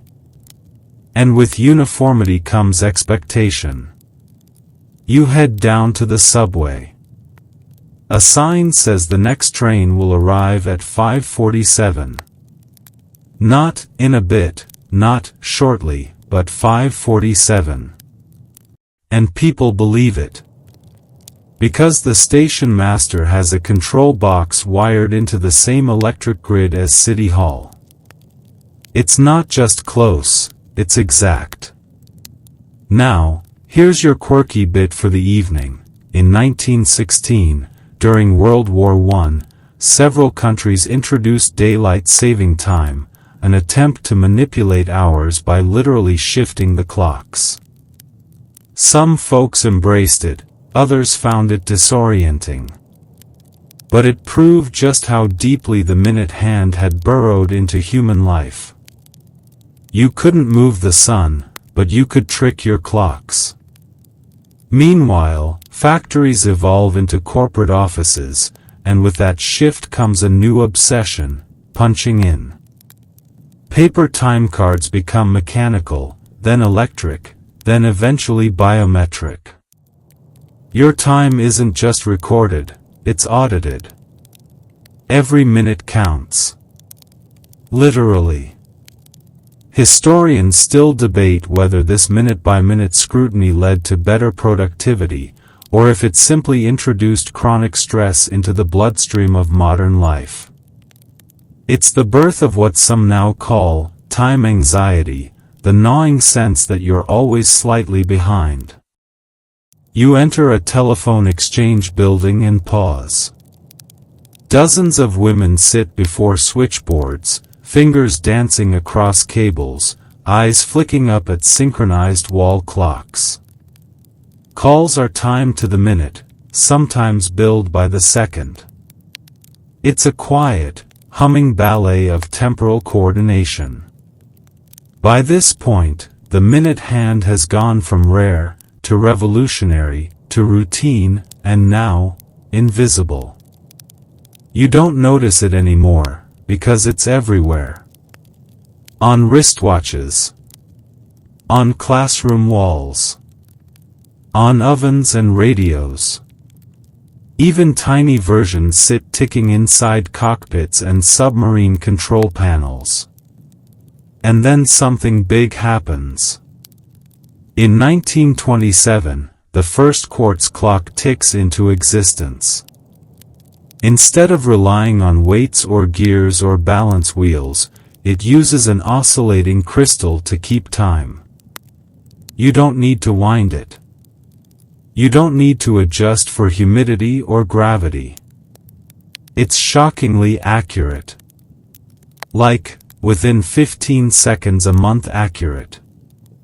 Suddenly, your humble minute hand is dancing to a rhythm that is microscopically regular, thousands of oscillations per second, refined down to a pulse that defines entire lives. This paves the way for the greatest revolution yet: portable accuracy. You strap a slim wristwatch to your arm.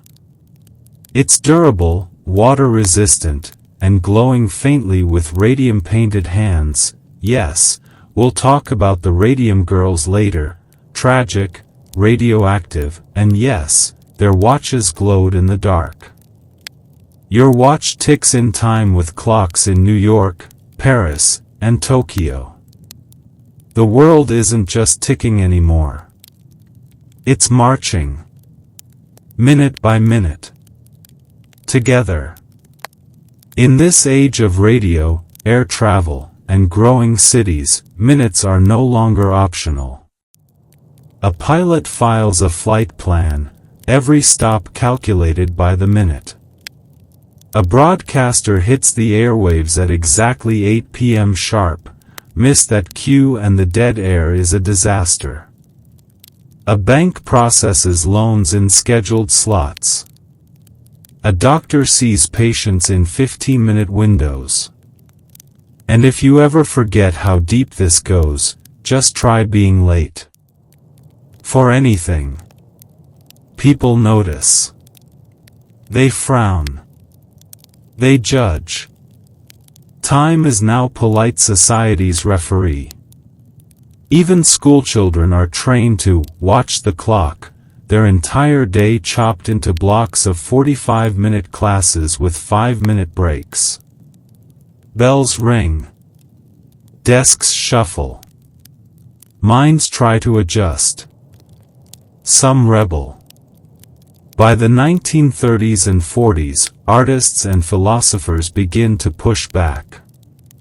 Surrealists paint clocks that melt, defy shape, or refuse to tick.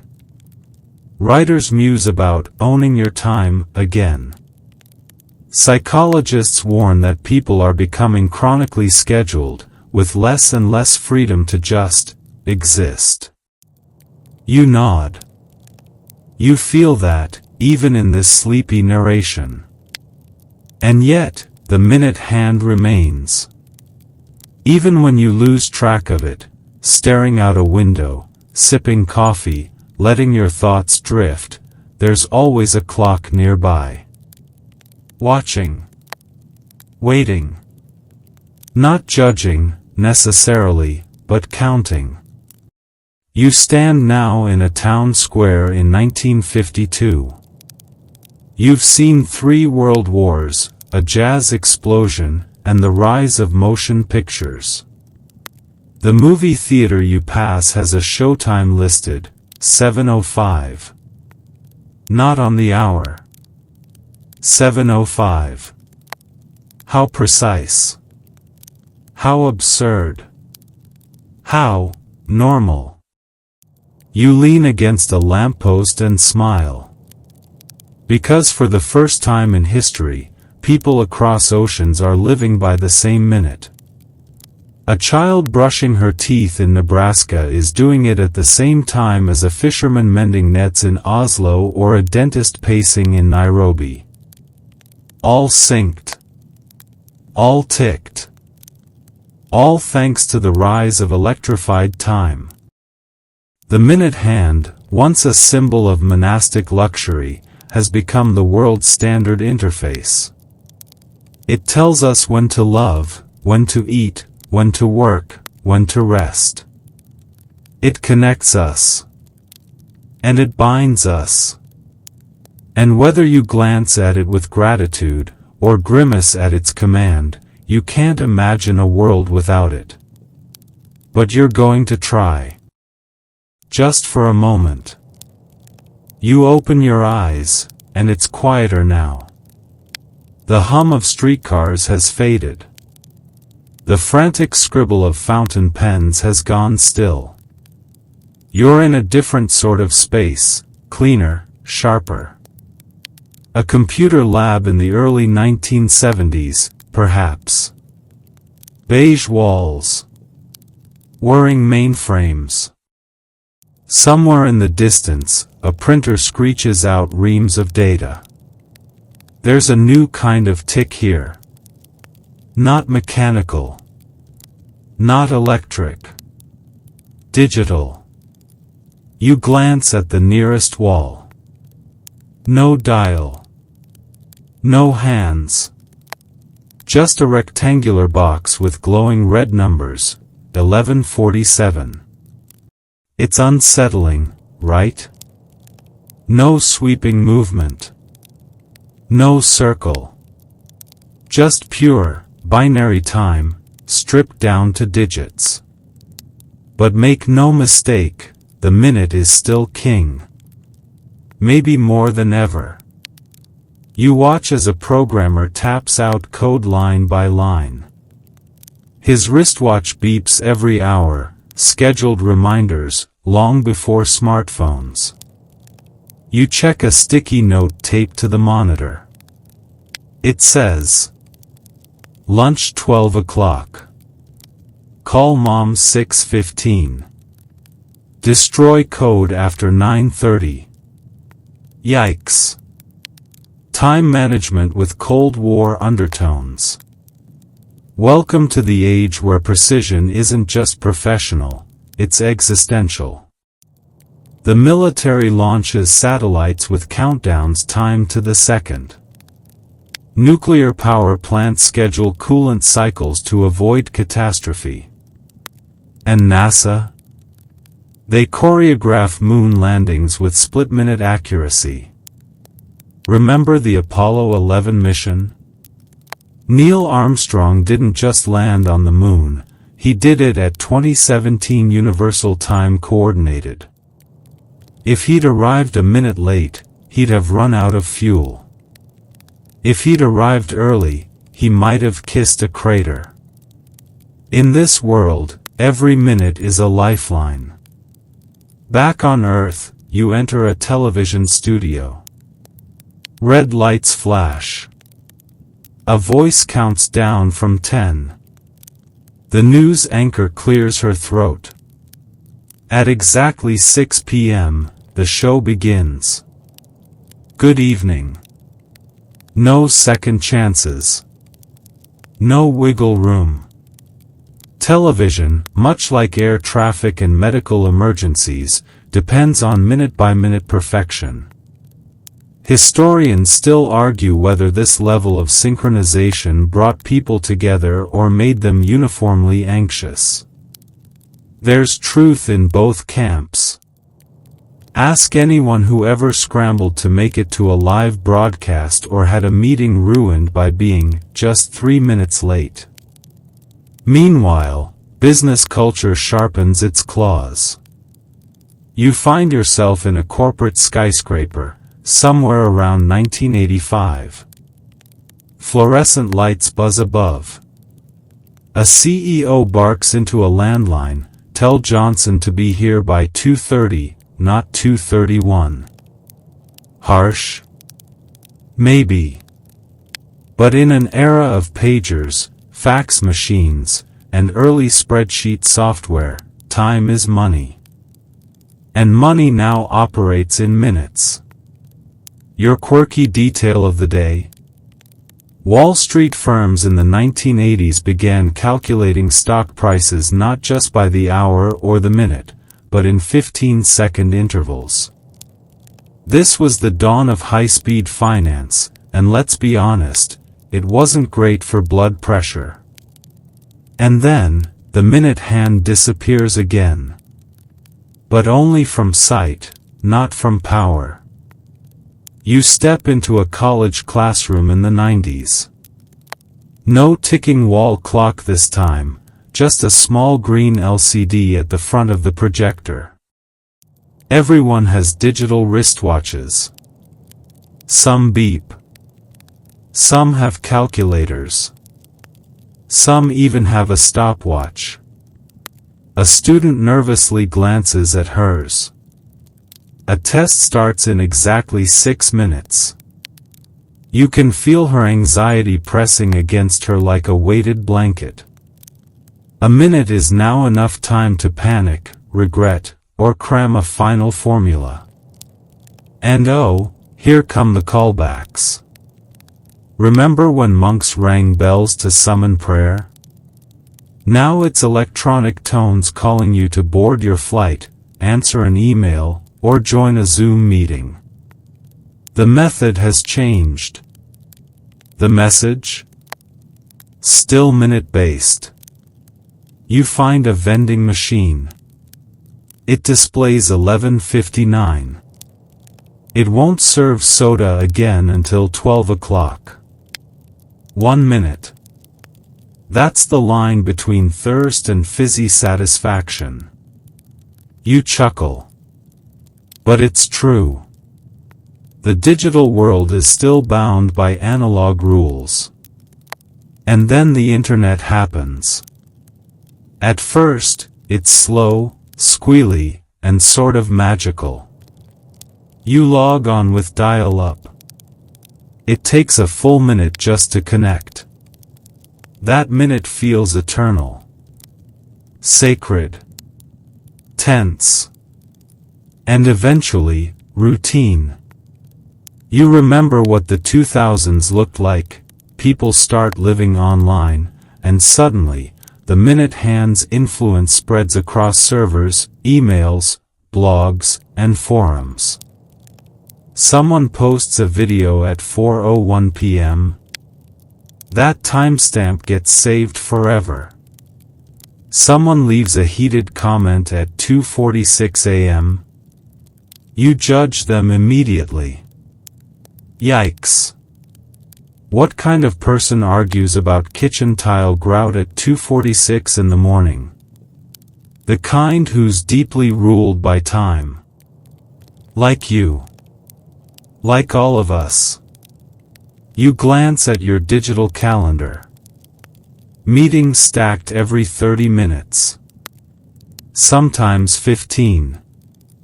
Sometimes double booked. Lunch?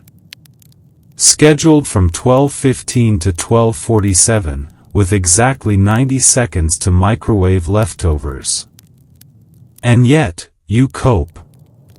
You swipe, you snooze, you shuffle, you obey the countdown clock of your day. And somewhere in all this hyperproductivity, you start to wonder, where did the hour go? Where did the season go? Everything is measured now by what you can do in the next minute. But here's the twist. Despite all the scheduling apps, productivity podcasts, and self-optimization fads, people start to get nostalgic. You hear murmurs in coffee shops and dorm rooms. I wish I didn't have to live by my calendar. I want to go somewhere with no clocks. You remember that croc dung sunscreen back in ancient Egypt? We've come full circle. People long for sun-based time again. Some ditch their watches. Some install analog clocks for the aesthetic. Why? Because something about the sweep of a minute hand feels more human than blinking digits.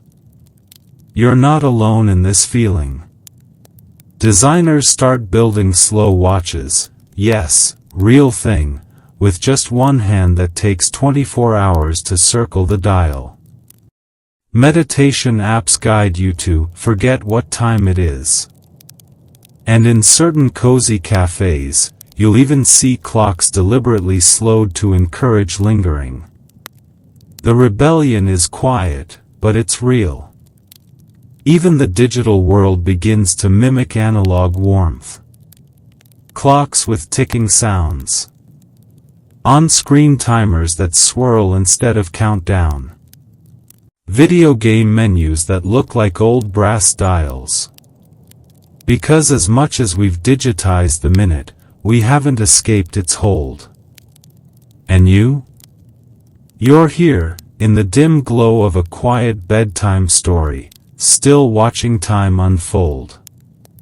Still ruled, softly, by the march of minutes. The minute hand may be invisible now, tucked into circuits and CPUs, but don't be fooled. It's still in charge. You sit down at a cafe, one of those hip, wood-paneled places with plants hanging from the ceiling and soft jazz trickling through Bluetooth speakers. The barista wears a shirt with rolled-up sleeves and a watch that looks like it cost a month's rent. You glance at the wall clock above the espresso machine. It's analog. And it has a minute hand. You feel a little surprised. You've just traveled through centuries of timekeeping, from sundials and dripping bowls to synchronized satellites, and somehow, here it is again, that familiar metal stick slowly sweeping the dial like a polite metronome. But this minute hand is no longer revolutionary. It's aesthetic. It's curated.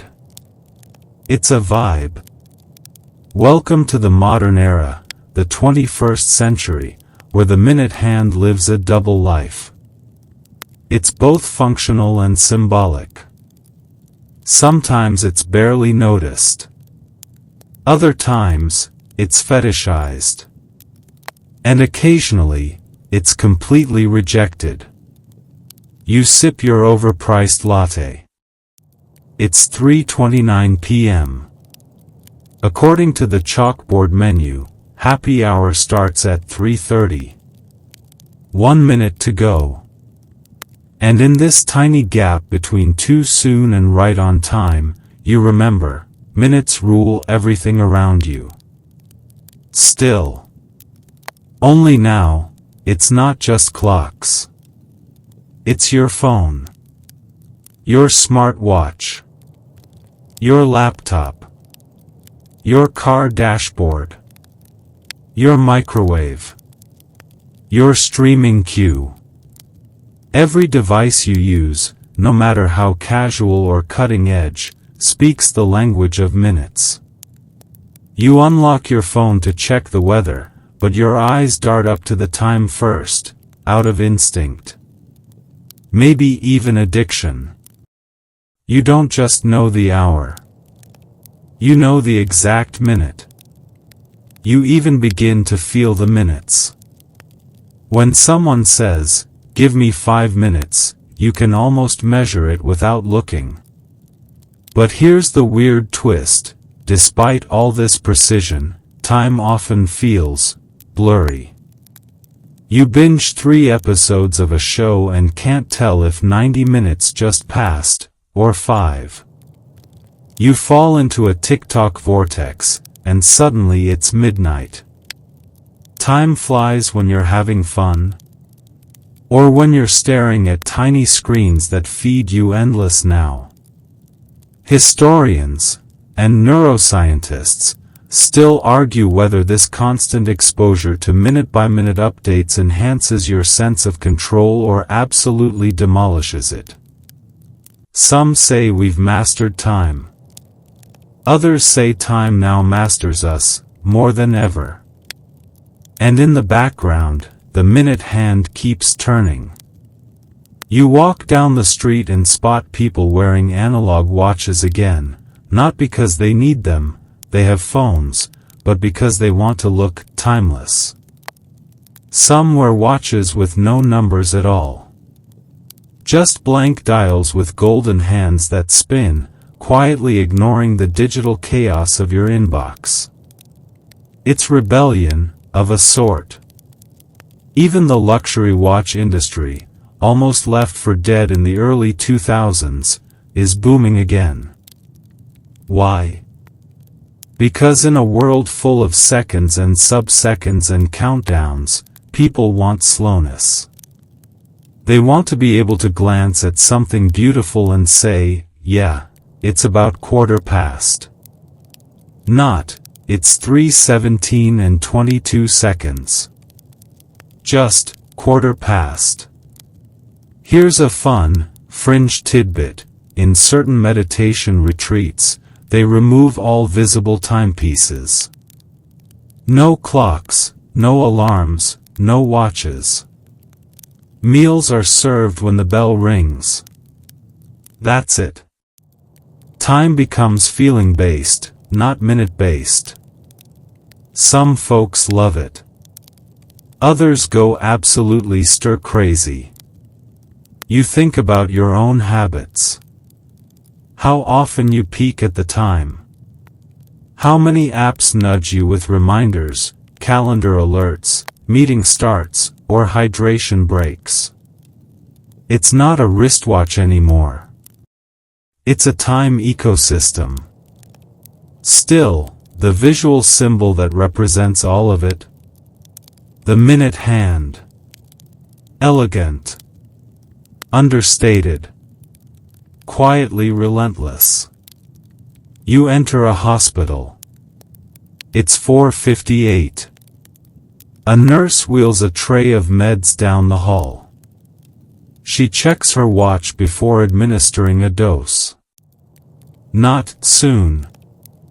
Not in a little while. But at 5 o'clock sharp.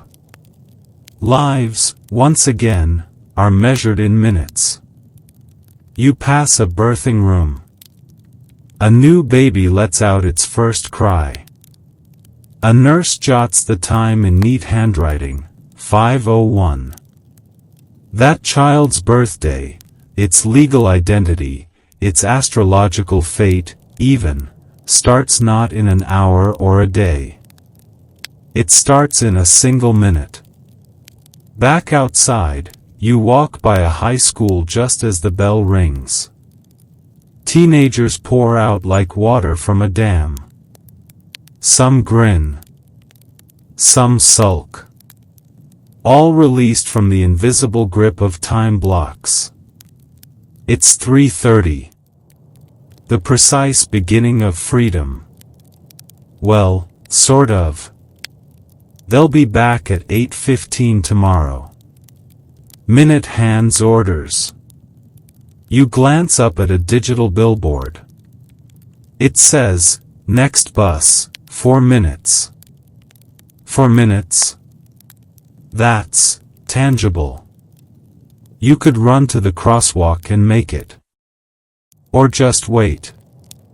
Either way, you know what 4 minutes means because you've lived by millions of them. That's your superpower. We don't think of it this way, but you've been trained your entire life to navigate time in micro-doses. A minute to heat coffee. 3 minutes to brush teeth. 8 minutes to reply to an email with just enough enthusiasm. Everything is minute modular now. And yet, there's still a longing. A quiet nostalgia. You head into a bookstore. There's an entire shelf labeled Time Management. Next to it, another shelf labeled Mindfulness. The contradiction is almost too perfect. Because in this modern age, we try to conquer time and escape it, simultaneously. The minute hand, poor thing, is caught in the middle. A tool of pressure. A symbol of elegance. A keeper of appointments. A betrayer of spontaneity. And still, strangely comforting. You pass by a child learning to tell time on a cardboard clock, twisting its little plastic hands around. When the big hands hear, it's snack time, their teacher says.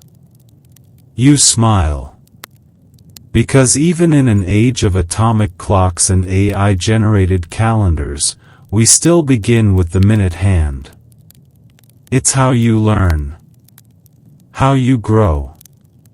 How you measure a nap, a wait, a first kiss, a funeral speech, a moment of silence.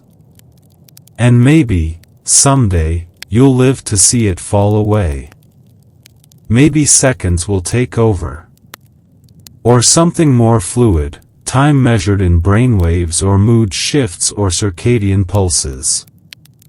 But for now, the minute hand still turns. And you, dear dreamer, still follow. You're floating now, not quite in a place, not quite in a time. Just drifting gently on the tide of history, carried by 1,000 tick-tocks that somehow led you here. You look down and see a museum floor beneath your feet, smooth, polished, echoing the sound of soft footsteps. This is a modern exhibit. Maybe in London. Or Tokyo. Or somewhere near your hometown. Doesn't really matter. What matters is what's in front of you. A display case, glass, dustless, reverent. Inside? A medieval clock mechanism. Big. brass. Spidery. Its gears are thick and jagged. Its weights hang like iron fruit. There's no glass face, no numbers, no delicate tick of a second hand. And yep, no minute hand, either. You press a button, and it begins to turn slowly, with a guttural groan. A single hand moves, groaning toward the hour. That's it. That's all it knows how to do. You realize something curious. This is where it all began. We've traced centuries of technological fireworks, atomic clocks, satellites, digital swarms of data. But here's where the journey started, with a mechanism that only knew one thing: it's roughly this hour. And you remember, they weren't wrong. They weren't simple. They weren't broken. They were exactly what people needed. The medieval minute hand didn't exist, not because it hadn't been invented, but because no one wanted it. Not yet. Not in a world where hours themselves were loose and fluid and daylight warped with the seasons. Historians still argue whether medieval people even thought about time the way we do, whether they experienced minutes emotionally, as we do, or if they floated more freely from prayer to harvest to storm to sleep. You lean in closer to the mechanism. There's a Latin inscription etched into the frame, eroded almost to invisibility. It says something about divine order. About time as a gift from God, not a resource to be managed. Imagine living like that. You stroll deeper into the museum, and the display changes. Now you're in the Renaissance room. You see a wall clock with a minute hand, barely used. Decorative, almost. And beside it, a modern plaque. The minute hand was not immediately welcomed. For centuries, it was seen as unnecessary, even annoying. Precision was for astronomers and navigators, not ordinary life. There's a kind of relief in that, isn't there? Knowing that for most of history, people lived perfectly rich, full, complicated lives without being constantly aware of the exact minute. No lunch calendars. No arrival time estimates. No 9:37 a.m. team syncs with a side of existential dread. And yet, you also know what came next. The pendulum. The Enlightenment. The industrial gears that required tighter clocks. The minute hand slowly gaining dominance, sneaking into tower clocks, wristwatches, train stations. What started as novelty became necessity. You step into another wing of the museum now. The exhibit grows darker, more reflective. It's all mirrors and screens. Modern clocks, ancient clocks, clocks that never existed but could have. Fictional timekeepers. Conceptual ones. And in the center? A chair. You sit. The walls light up. A soft voice begins to narrate, a bit like mine. Time isn't just a way to measure the day. It's a mirror. A story we've told ourselves over and over again. About what matters. What must be counted. And what can be let go. The room goes quiet. Then, a clock ticks, slowly. One hand. No numbers. You know exactly what kind of clock it is. A callback, perhaps, to that first monastery you visited earlier in this journey. Where monks didn't care what minute it was, only that it was time to pray. And maybe that's still the point. To know when it's time. Not the exact minute. Not the buzz of a notification. Just the feeling. You leave the museum. It's dusk. The streets are full of people walking slowly, like time has loosened its grip. You pass a watch store and see a stunning gold piece in the window, no minute hand, just a single, elegant pointer rotating once every 12 hours. You smirk. The circle closes. Even in this advanced age, even with atomic clocks humming in orbit, we're still drawn to simplicity. Still tempted to rebel. Still yearning to loosen the grasp of the minute, if only a little. Your quirky detail of the night? There's a micro-trend online, people making wall clocks with intentionally incorrect minute hands. Just slightly off. Enough to nudge you into uncertainty. They say it reduces stress. You can't be late if your clock doesn't agree with anyone else's. Is it absurd? Maybe. Or maybe it's genius. You find yourself thinking about your own clocks now. How many you own? Which ones you trust? Which ones you ignore? There's the microwave clock that's always 7 minutes fast. The one on your wrist that only lights up when tapped. The one on your phone that syncs silently every day with some satellite above your head, without even asking you. And the ones in your memory, grandma's mantle clock. The school hallway's buzzer bell. The airport's departure board. Time is everywhere. But you're learning, maybe for the first time, that it doesn't have to be everywhere equally. That minutes don't have to rule your every step.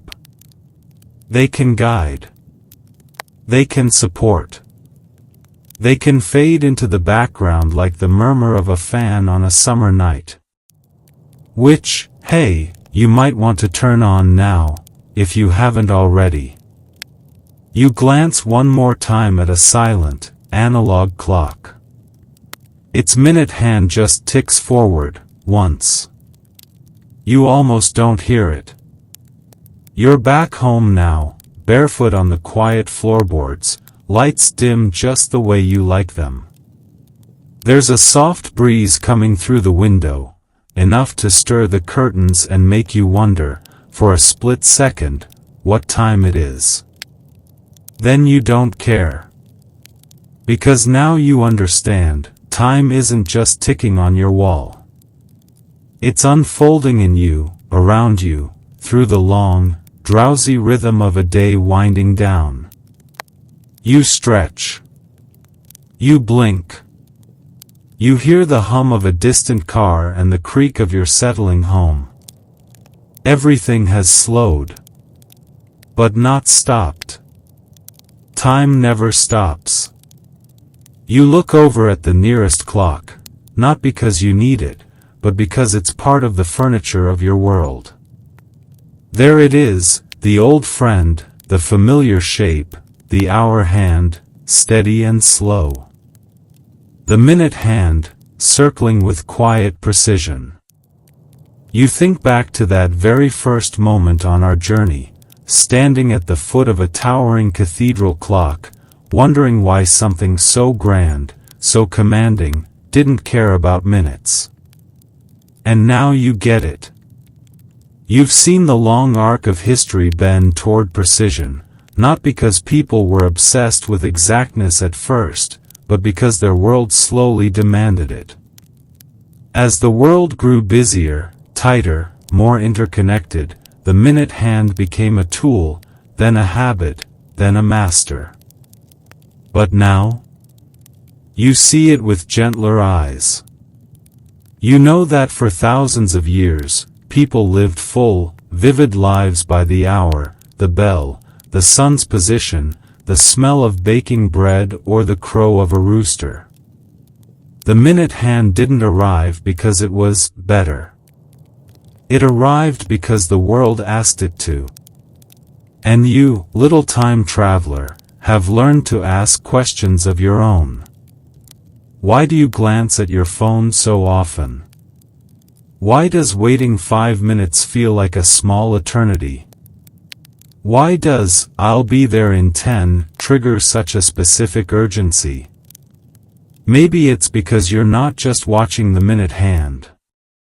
You're feeling it.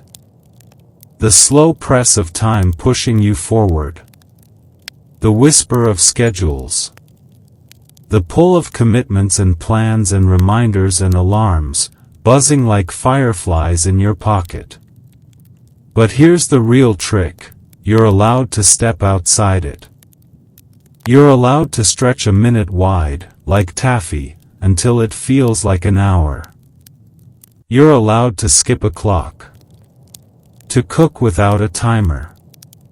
To nap until your body wakes on its own. Historians still argue whether modern people are better at timekeeping, or just more anxious about it. Some say we've reached peak mastery. Others say we've fractured ourselves into fragments of minutes and seconds, each one demanding our full attention. You roll onto your side, letting that thought linger. Because this is your moment now. No one needs you. No one's watching. The minute hand still turns, sure. But you? You're not chasing it tonight. You're listening to it like a lullaby. And just when you think this journey is complete, one more quirky gem surfaces. There are people out there, clock collectors, hobbyists, dreamers, who purposely build clocks with no minute hand at all, even today. Just the hour hand. That's it. And when people ask them why, they say, because I like to know roughly where I am, but not exactly where I'm supposed to be. You smile at that. That sounds a lot like freedom. The kind of freedom the medieval world knew well. The kind of freedom we've traded for precision. But not lost. Just borrowed. And now, maybe, returned. Outside, the stars shift quietly. The city winds down. The gears of the world click softly in the background, machines, routines, lives syncing and unsensing all at once. And through it all, time does what time always does. It moves. 1 minute at a time. Or maybe 2. No need to check. You're exactly where you're meant to be. So now, as the clock ticks ever so gently into whatever comes next, you let the sounds of this story fade into the shadows of your room. You've walked through centuries tonight, hand in hand with time itself, from the clang of cathedral bells to the near-silent whisper of a quartz watch.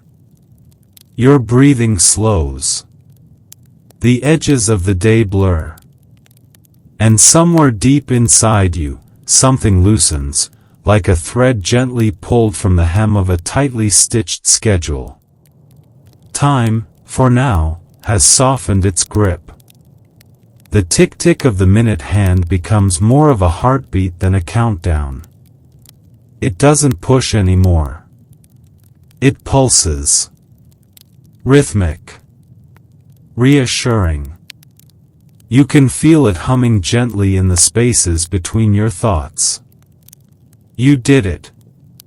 You wandered the long road of hours and half-hours, of prayers and plows and pendulums and precision, and you arrived here, not with urgency, but with curiosity.